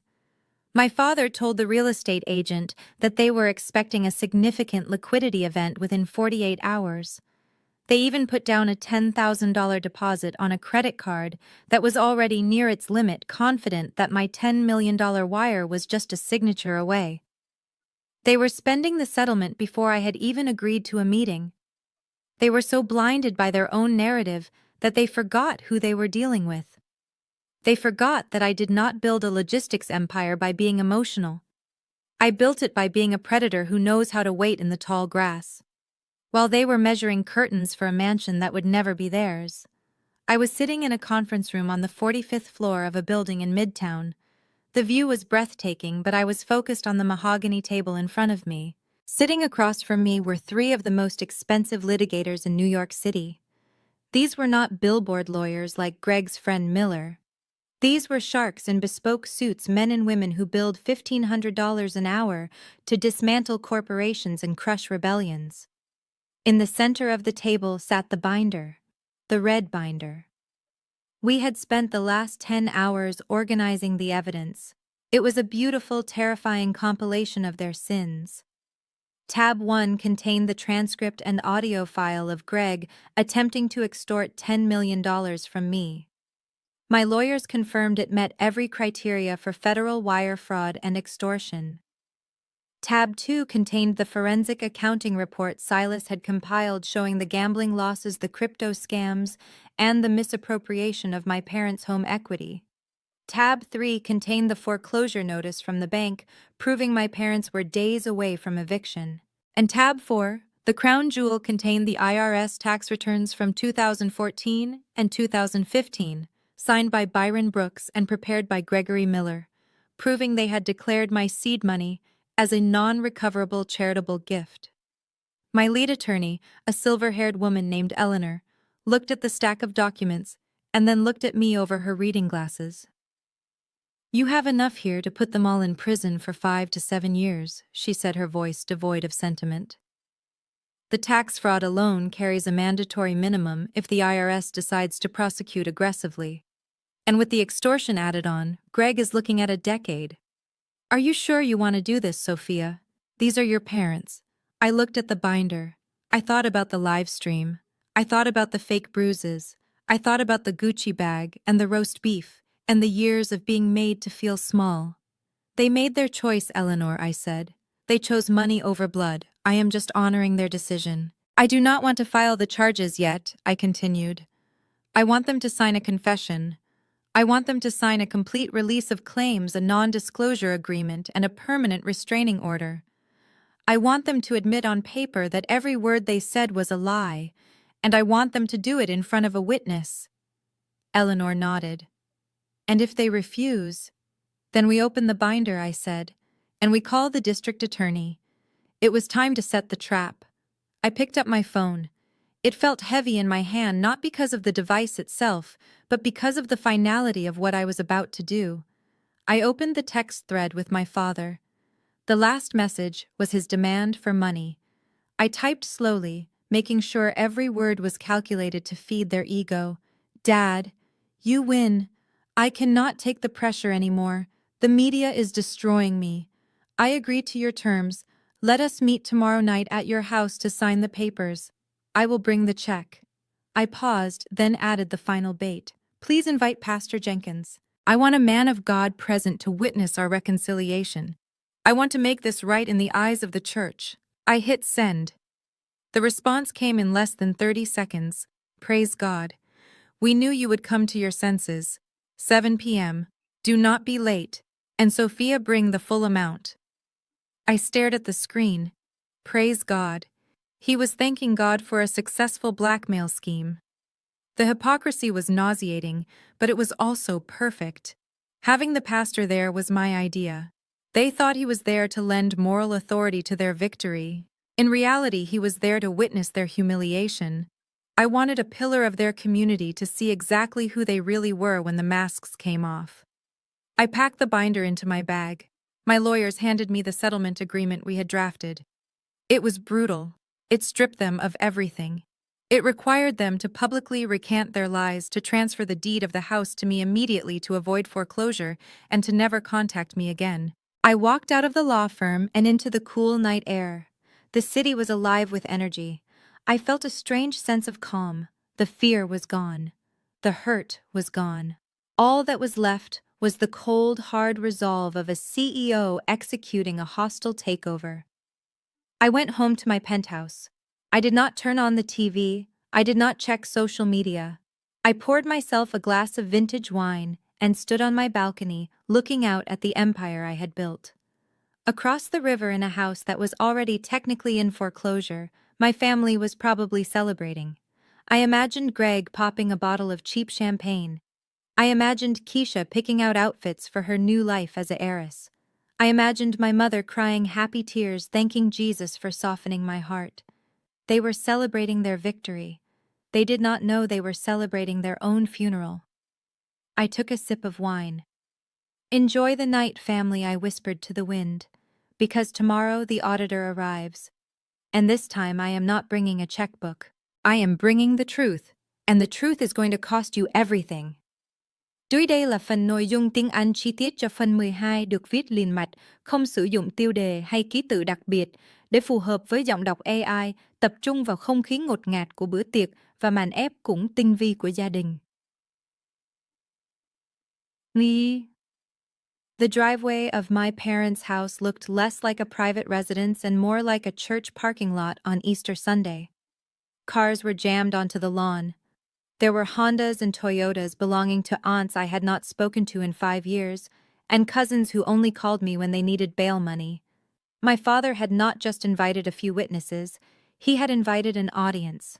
He wanted to turn my capitulation into a spectator sport. I instructed my driver to stop at the end of the block. I did not want the Bentley to be the first thing they saw. I wanted to walk in on my own 2 feet. I stepped out into the humid evening air. I was not wearing the power suit from yesterday. I was wearing a simple black dress, dignified but somber. In my left hand I carried a bottle of wine. It was a $10 bottle of Merlot, the kind with a screw top that my father used to drink by the gallon before he started pretending to have expensive taste. In my right hand I carried the red binder. I walked up the concrete path to the front door. I could hear the noise from inside. Laughter, clinking glasses, the low hum of gossip. They were already celebrating. They were drinking to their good fortune, spending the money I had not yet given them. I opened the door and the noise died down instantly. It was as if someone had cut the power cord to a speaker. 30 heads turned to look at me.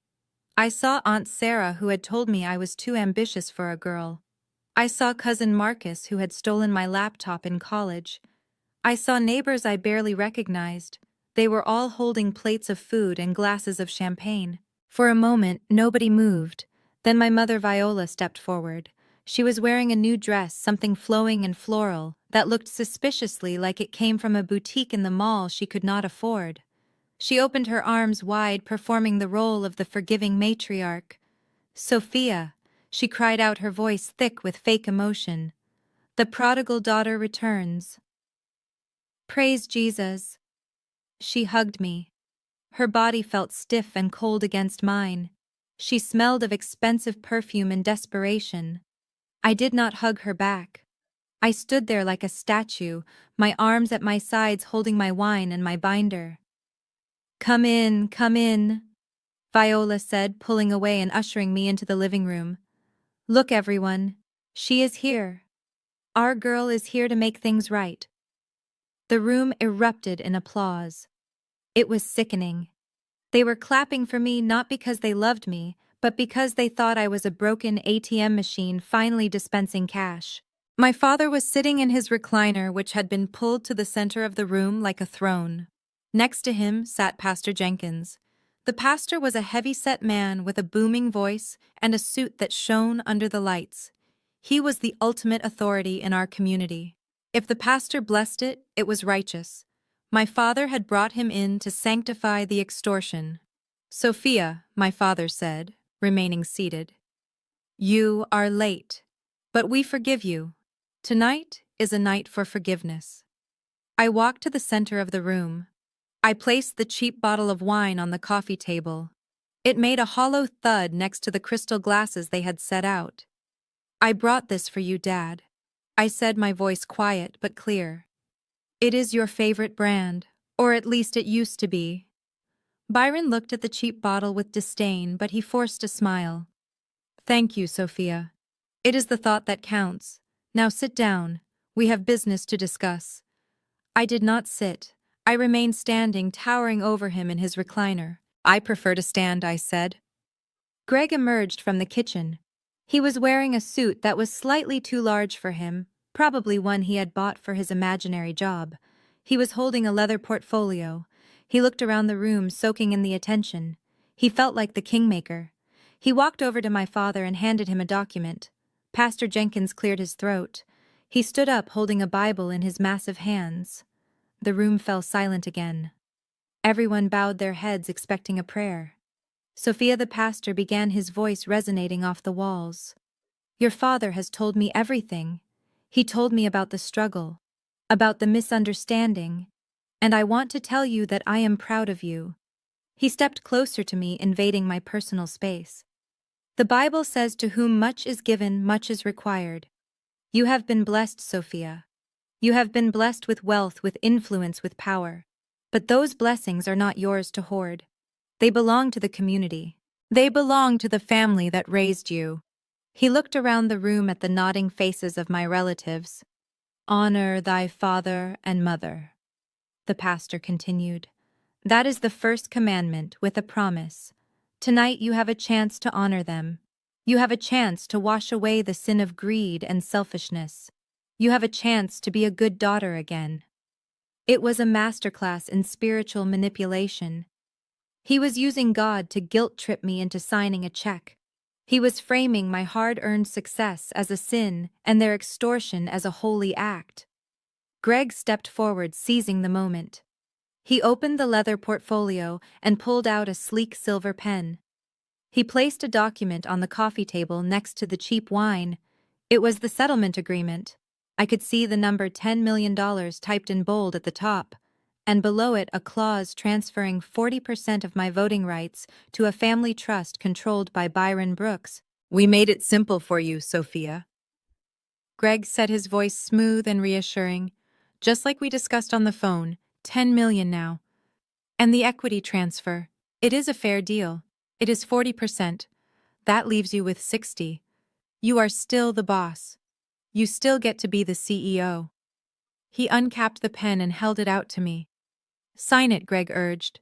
"Sign it, and we can all eat." Mom made her peach cobbler. Keisha deleted the video from her phone. She is just waiting to delete it from the servers. Everything goes back to normal. I looked at the pen.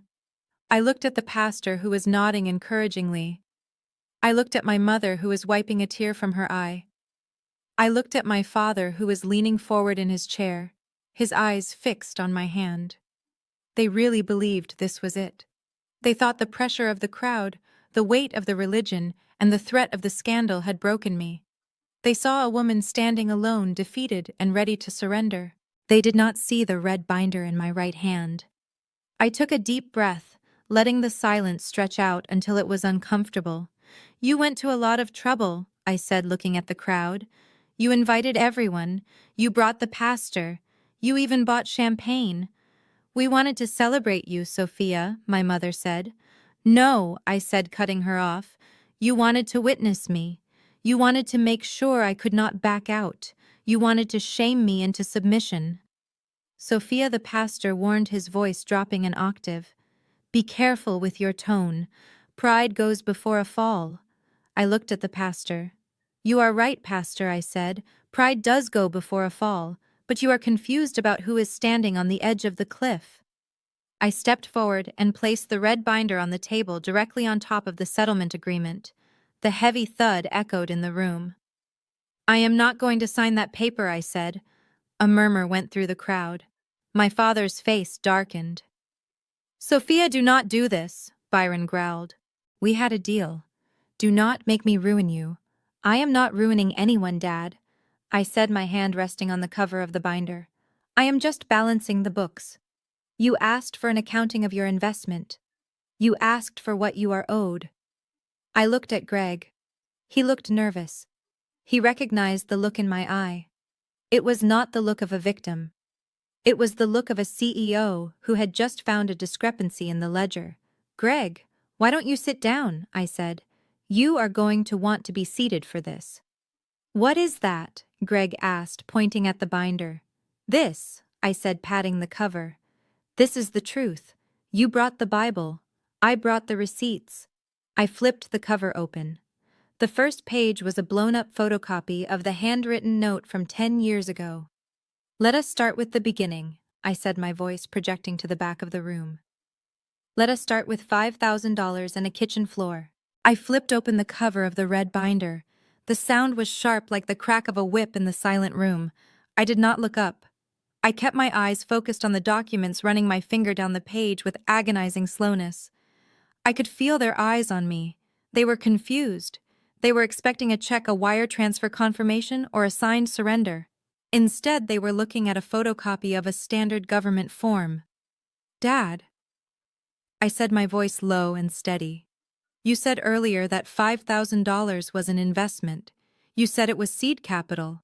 You said you were an angel investor who took a risk on his daughter." I looked up, then locking eyes with him. "If that is true, then why does the Internal Revenue Service have a different story?"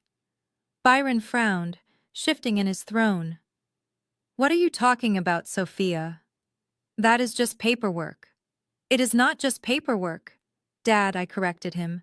"It is a sworn statement. It is a federal declaration. And right here on page 12 of your 2015 tax return, you told a very different story about that money." I turned the binder around and slid it across the coffee table toward him. He looked down, his eyes squinting behind his glasses. Read line 16. Dad, I commanded. Read it out loud so the pastor can hear. Byron hesitated. He looked at Greg, who was suddenly very pale. Read it, I said, my voice hardening. Byron leaned forward. Gifts to charity, he mumbled. Louder, I said, and read the description in the supplemental section. Byron swallowed hard. Assistance to indigent family member unable to support self. Non-recoverable. No goods or services received in exchange. The room went deadly quiet. The words hung in the air, stripping away the myth of the benevolent father. Indigent. Unable to support self. Non-recoverable.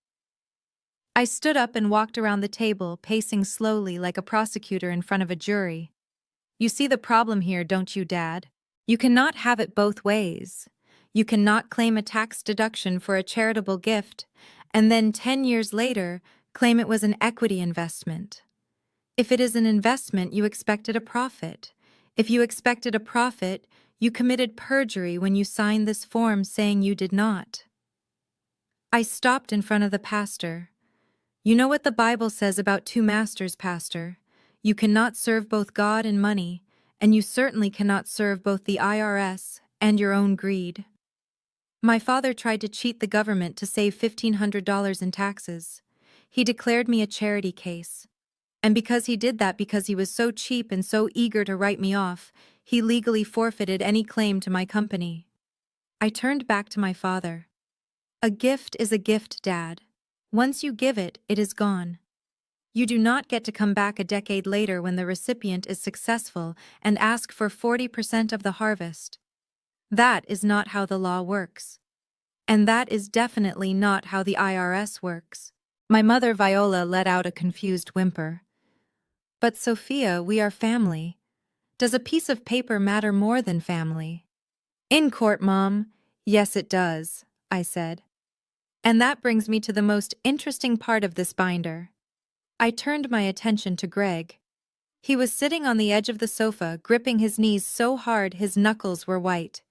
He looked like a man who was watching a tsunami approach from the beach, knowing he could not outrun it. Greg, I said, my voice dropping to a conversational tone which made it even more terrifying. You are the financial expert here, right? You are the one with the leather portfolio and the big ideas. Greg opened his mouth, but no sound came out. I pointed to the bottom of the tax return. That is your signature right there, Greg. Paid preparer. You prepared these taxes. You advised my father to classify that money as a gift. You signed your name verifying that everything in this document was true and correct under penalty of perjury. I took a step closer to him. He shrank back into the cushions. And today you filed a lawsuit claiming the exact opposite. You filed a legal complaint stating that the money was an investment. I let a small, cold smile play on my lips. Do you know what that is called, Greg? It is called filing a false return. It is called tax fraud. And since you used the mail and the internet to coordinate this little scheme, it is also mail fraud and wire fraud. I leaned down until my face was level with his. I could smell the cheap cologne he wore to mask the scent of his fear. I had my lawyers look up the sentencing guidelines this afternoon, Greg. For federal tax fraud of this nature, especially when it involves a conspiracy to extort money, the mandatory minimum sentence is 3 years in federal prison. Not county jail, Greg. Federal prison. The kind where you do not get to come home on weekends. I stood up and walked back to the center of the room, addressing the entire family. And the fines, I continued. The IRS does not play games. The penalty for civil fraud is 75% of the underpayment. But for criminal fraud, which is what this is, the fines can go up to 250%. Plus interest, 10 years of compound interest. I looked at my father, who was now clutching his chest. You want $130 million, Dad. If I turn this binder over to the IRS tomorrow, you will not be getting a check. You will be getting an indictment. You will lose this house. You will lose your pension. You will lose your freedom. And Greg, I looked at my sister Keisha, who was staring at her husband with horror. Greg will be in prison until your unborn child is in kindergarten. The silence that followed was absolute. The relatives who had been clapping earlier were now looking at the floor, trying to make themselves invisible. The pastor closed his Bible with a soft thud and took a step back, distancing himself from the blast zone. My mother looked at Greg. "Is this true?" she whispered. "Greg, tell her she is lying. Tell her it was an investment." Greg looked up. His arrogance was gone. His swagger was gone. He looked small and pathetic. I thought we could fix it," he stammered. "I thought if she just paid the settlement." "So you admitted it," I said, pouncing on his words. "You admitted that you knew it was a lie. You were just hoping I would pay you to keep quiet before anyone checked the paperwork." I picked up the settlement agreement he had placed on the table, the one that demanded $10 million and 40% of my company. "This," I said, holding it up. "This is evidence of extortion." I ripped the paper in half. The sound was loud and satisfying. I ripped it again and again until it was just confetti falling from my hands onto the carpet. "I am not signing anything," I said. "I am not paying you a dime. In fact, I am the one who should be charging you. I paid off this house. I sent you checks for 5 years. I tried to buy your love, and all it got me was betrayal." I looked at my father. He looked old suddenly. The air had gone out of him. He slumped in his recliner, a defeated king on a crumbling throne. "You called me indigent dad. You threw money at me like I was a beggar. And now the beggar is the only thing standing between you and a prison cell." I reached into the pocket of the binder and pulled out a different document. It was a single page, crisp and white. "I have a new deal for you," I said, placing it on the table. "It is not $10 million. It is a surrender." I looked at them all. The sharks, the leeches, the hypocrites. "You have 5 minutes to decide," I said, checking my diamond watch. "You can sign this paper admitting that everything you said was a lie and agreeing to disappear from my life forever. Or I walk out that door with this binder and I go straight to the FBI field office." I looked at Greg.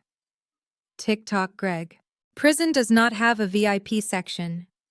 The silence that followed my threat was heavy and suffocating. It was the kind of silence that usually precedes a scream. I watched the blood drain from Greg's face. It happened in slow motion. One moment, he was the arrogant architect of my destruction, and the next he was a terrified man realizing that the ground beneath him had turned into a trapdoor. He looked at the red binder on the table as if it were a radioactive isotope that was slowly poisoning him. His hands, which had been so steady when he handed me the extortion contract, began to tremble violently.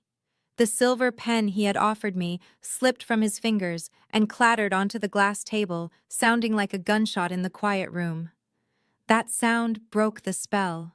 The room exploded into chaos. It was not the chaos of a united front fighting an external enemy. It was the chaos of rats scrambling over each other as the ship went down. My mother Viola was the first to break. The mask of the doting matriarch vanished completely, replaced by the snarling face of a woman who was watching her lifestyle evaporate. She turned on Greg with a speed that was terrifying. "You told us this was legal," she screamed, her voice cracking. "You told us it was standard business negotiation. You said she would just pay the money and we would be safe." Greg stammered, trying to back away from her. "Viola, I mean the law is open to interpretation." "Interpretation," Viola shrieked. "She is talking about prison, Greg. She is talking about the IRS. You prepared those taxes. You told Byron to sign them. You said it was a smart loophole. You did not tell us it was a felony." She began to hit him. My mother, the church lady who prided herself on her decorum, was slapping her son-in-law on the shoulder with her manicured hands. "You ruined us," she wailed. "You gambled away our house on that stupid crypto coin, and now you are going to send us to jail. Get out of my house." Byron, my father, was clutching his chest. He was not faking it this time. The reality of his situation had finally pierced his armor of arrogance. He looked at the pastor who was slowly backing away toward the door, trying to make himself invisible. My father realized in that moment that his reputation was dead. If this binder became public, he would not just be poor. He would be a pariah. "Sophia," he gasped, looking at me with wide, terrified eyes. "You cannot do this. I am an old man. I have a heart condition. Prison would kill me. You cannot send your own father to prison." I looked at him calmly. I felt nothing. No pity, no anger, just a cold, clinical observation of a man who was willing to destroy me 5 minutes ago, begging for mercy now. "I am not sending you to prison, Dad," I said, my voice cutting through the noise. "You sent yourself to prison 10 years ago when you decided I was worth less than a tax deduction. I am just the messenger." Keisha was sitting on the sofa, her knees pulled up to her chest. She was not looking at Greg. She was not looking at our parents. She was looking at her phone, frantically deleting the live stream she had just broadcast. She realized that if I sued her for defamation, she would lose everything: her brand, her followers, her freedom. "This is not my fault," Keisha cried out, her voice shrill. "I just did what you guys told me to do. Greg wrote the script for the video. Mom told me to cry. I did not know about the tax returns. I am a victim here too." Greg looked at his wife, his eyes filled with betrayal. "Keisha, honey, we are in this together." "No, we are not," Keisha snapped, recoiling from him. "I am not going to jail for you, Greg. I have a baby on the way. I have a career. You are the one who lied about your job. You are the one who messed up the taxes. Fix it." I watched them tear each other apart. It was ugly, it was pathetic, and it was exactly what I needed to see. It confirmed what I had always suspected. There was no loyalty in this family. There was only convenience. As long as the money was flowing, they were a unit. The moment the heat was turned on, they were cannibals. I reached into my bag and pulled out the single sheet of paper I had prepared with my lawyers.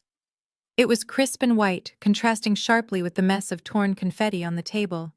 "Enough," I said. The word was not shouted, but it carried the weight of authority. They all stopped and looked at me. My mother stopped hitting Greg. My father stopped gasping. Keisha stopped crying. They looked at me like I was the only life raft in the middle of the ocean. I walked over to the table and placed the document down. "I am going to give you a choice," I said. "A choice you do not deserve." I pointed to the document. "This is a new agreement. It is not a settlement. It is a surrender." I held up 3 fingers. "Condition number 1. You will sign a complete and permanent severance of all familial ties. That means you are no longer my parents. You are no longer my sister. You are strangers. You will never contact me again. You will never speak my name in public. You will never come within 500 feet of me, my home, or my office. If you do, the restraining order kicks in automatically and you go to jail." I held up a second finger. "Condition number 2. Keisha, you will go live on Instagram right now. You will apologize. You will admit that everything you said in the previous video was a lie, manufactured to extort money from me. You will tell the world that I have been nothing but generous, and that you were motivated by jealousy and greed. You will leave that video up forever." I held up the third finger. "Condition number 3.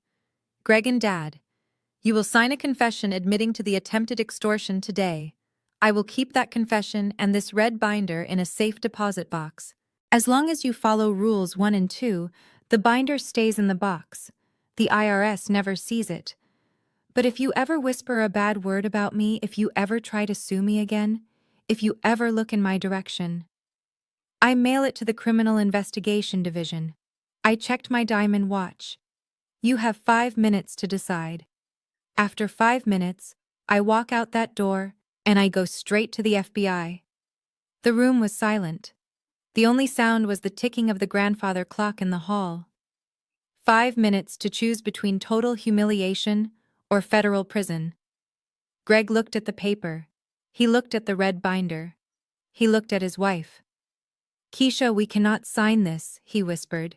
"It admits to extortion. If she leaks it later." "Shut up," Greg Keisha hissed. She stood up. She walked over to the table. She did not look at me. She did not look at her husband. She looked only at the pen. She picked it up. "I have a brand to protect," she muttered. "I cannot be married to a felon." She signed her name with a flourish. Keisha Brooks. She signed away her sister. She signed away her husband's dignity. She threw everyone under the bus to save her Instagram account. She handed the pen to my mother. "Mom, sign it," Keisha ordered. "Do it before she changes her mind." Viola looked at me. Her eyes were wet. "Sophia, please," she whispered. "We are your family. You cannot make us strangers. Who will take care of us?" I looked at her coldly. "You should have thought about that before you tried to rob me, Mom." "Sign the paper." Viola signed. Her hand was shaking so badly the signature was barely legible. She sobbed as she wrote, mourning the loss of her retirement plan, not the loss of her daughter. Then she handed the pen to Byron. My father looked at me one last time. He looked for a trace of the little girl who used to sit on his lap. He found only the CEO he had created. He took the pen. He did not say a word. He signed. That left Greg. He was standing alone in the middle of the room. His wife had turned her back on him. His in-laws were weeping on the sofa. He was the architect of the failure and he had no leverage left. "Sign it, Greg," I said softly. "Or I make the call right now." Greg walked to the table. He looked like a man marching to the gallows. He picked up the pen. He signed. I reached out and took the paper. I checked the signatures. They were all there. I folded the document and put it in my bag. I picked up the red binder. The pastor, who had been silent this whole time, cleared his throat. "Sophia," he said tentatively. "Does this mean... are we done?" I looked at the pastor. "We are done, Pastor. You witnessed it. You saw the truth. Now you can go back to your church and preach about greed." I turned to my family. My former family. "Keisha, start the live stream," I said. "I will be watching from the car." I turned around and walked toward the door. I did not look back. I heard Keisha's voice behind me pitching up into her fake influencer tone. "Hey guys, I have a really important update." I messed up. I walked out into the night air. It tasted sweet. It tasted like freedom. I had walked in with a burden, and I was leaving light as a feather. I had lost a family, but I had saved myself, and that was a trade I would make every single time. The fallout was not immediate, but it was inevitable, like a slow-moving landslide that finally claims the house sitting precariously on the cliff. 3 months have passed since I walked out of my parents' front door, leaving behind a red binder and a shattered illusion. In those 3 months, the silence from my family has been absolute. They signed the agreement, and for the first time in their lives, they honored a contract. Not out of integrity, but out of fear. They knew I was watching. They knew the IRS was just one phone call away. I did not have to lift a finger to destroy them. That is the tragedy of people like my family. They were already destroying themselves. I just stopped being the safety net that caught them every time they fell. The house on Maple Street was sold on the courthouse steps 2 weeks after our meeting. My father tried to get a bridge loan. He tried to sell the furniture. He even tried to appeal to the bank manager as a man of the cloth. But banks do not care about sermons, and they certainly do not care about excuses. They care about liquidity, and without my money flowing into their accounts, my parents were dry. I had my assistant attend the auction just to observe. She told me it was a sad affair. My mother sat in her car across the street, watching strangers bid on the home she had once claimed was her queendom. She did not look like the woman who had demanded a mansion in the Hamptons. She looked small. She looked old. The house sold for less than the debt owed on it. They walked away with nothing. No equity, no legacy, just a few boxes of clothes and a lifetime of regret. They moved into a one-bedroom apartment on the south side of town. It is a noisy neighborhood.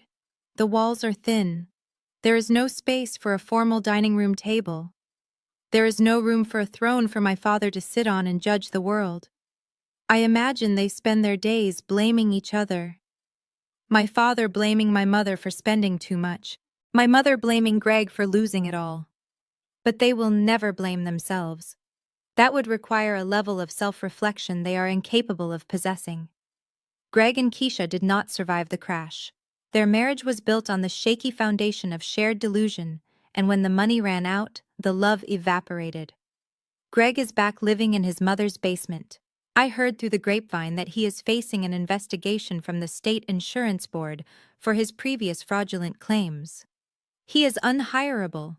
The man who lectured me on EBITDA and cash flow is now driving for a rideshare app, trying to make enough money to pay his legal fees. And Keisha, my sister, the golden child, the influencer.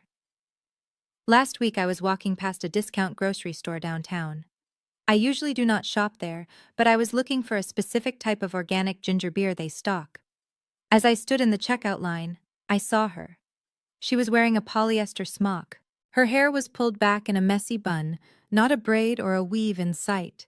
She was scanning items, her long acrylic nails gone, replaced by short practical ones. She looked up as she handed a customer a receipt. Her eyes met mine. For a second I thought she would scream. I thought she would make a scene, but she just froze. The shame on her face was visceral. She looked at my suit. She looked at the peace in my eyes. And then she looked down at her register. She did not say a word. She did not claim to be a victim. She just kept scanning. I realized then that her punishment was not the job. There is dignity in honest work. Her punishment was the loss of her audience. She was no longer the star of her own reality show. She was just another face in the crowd, anonymous and ordinary. The brand she had tried to protect by betraying me was dead. I walked out of the store without buying my ginger beer. I did not need to rub it in.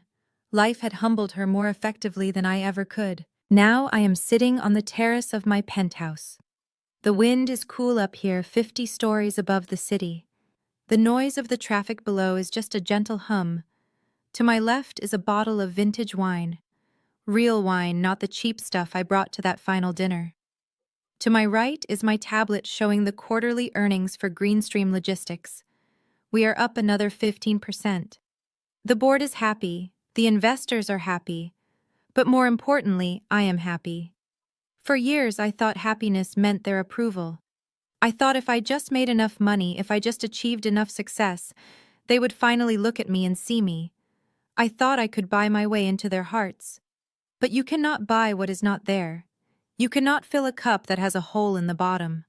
People always say that blood is thicker than water. They use it as a weapon to keep you tethered to toxic people. They tell you that you only get one family, and you have to stick by them no matter what. They tell you that forgiveness is a duty. But they are wrong. Sometimes the most loving thing you can do for yourself is to walk away. Sometimes you have to look at the people who share your DNA and realize that they are the cancer that is killing you. In medicine, when a limb is gangrenous, you do not keep it because you are attached to it. You cut it off. You cut it off to save the body. You cut it off to survive. I lost a father that night. I lost a mother. I lost a sister. But look at what I found. I found the silence of a Sunday morning without criticism. I found the joy of a bank account that is mine and mine alone. I found the freedom to walk into a room and know that the people there love me for who I am, not for what I can give them. I took a sip of wine. The city lights twinkled below me like diamonds. My father wanted to charge me $130 million for his love. He thought that was the value of his presence in my life. He was wrong about the valuation. His absence.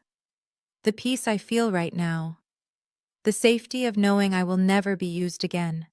That is worth far more than $325 million. That is priceless. I put the tablet down.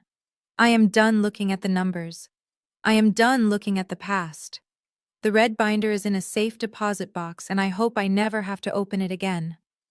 But it is there. A reminder that I am not powerless. A reminder that I am the author of my own story. My name is Sophia Brooks. I am a CEO. I am a survivor. And for the first time in my life, I am free. Thank you for listening to my story. If you have ever felt guilty for choosing your own mental health over family expectations, I hope this gives you the strength to stand your ground. You are not an ATM. You are not a doormat. You are the CEO of your own life. Do not let anyone, not even your parents, vote you off the board. If this story resonated with you, please hit the like button and subscribe. Share this with someone who needs to hear that it is okay to walk away. And let me know in the comments, have you ever had to cut off a family member to save yourself? I read every single one. Until next time, take care of yourselves. And remember, the best revenge is not revenge at all. It is thriving. This journey taught me that sharing DNA makes you relatives, but only loyalty and respect make you family. For years, I measured my worth by my father's approval, believing my success would finally make him love me. But I learned the hard way that you cannot buy affection from people committed to misunderstanding you. Walking away wasn't an act of cruelty. It was a necessary act of survival. My greatest asset wasn't the $325 million valuation, it was the realization that I am enough on my own. You are the CEO of your life. Never be afraid to fire toxic board members. If this story inspired you to prioritize your peace over their expectations, hit the like button, subscribe, and share this video with someone who needs the strength to walk away today.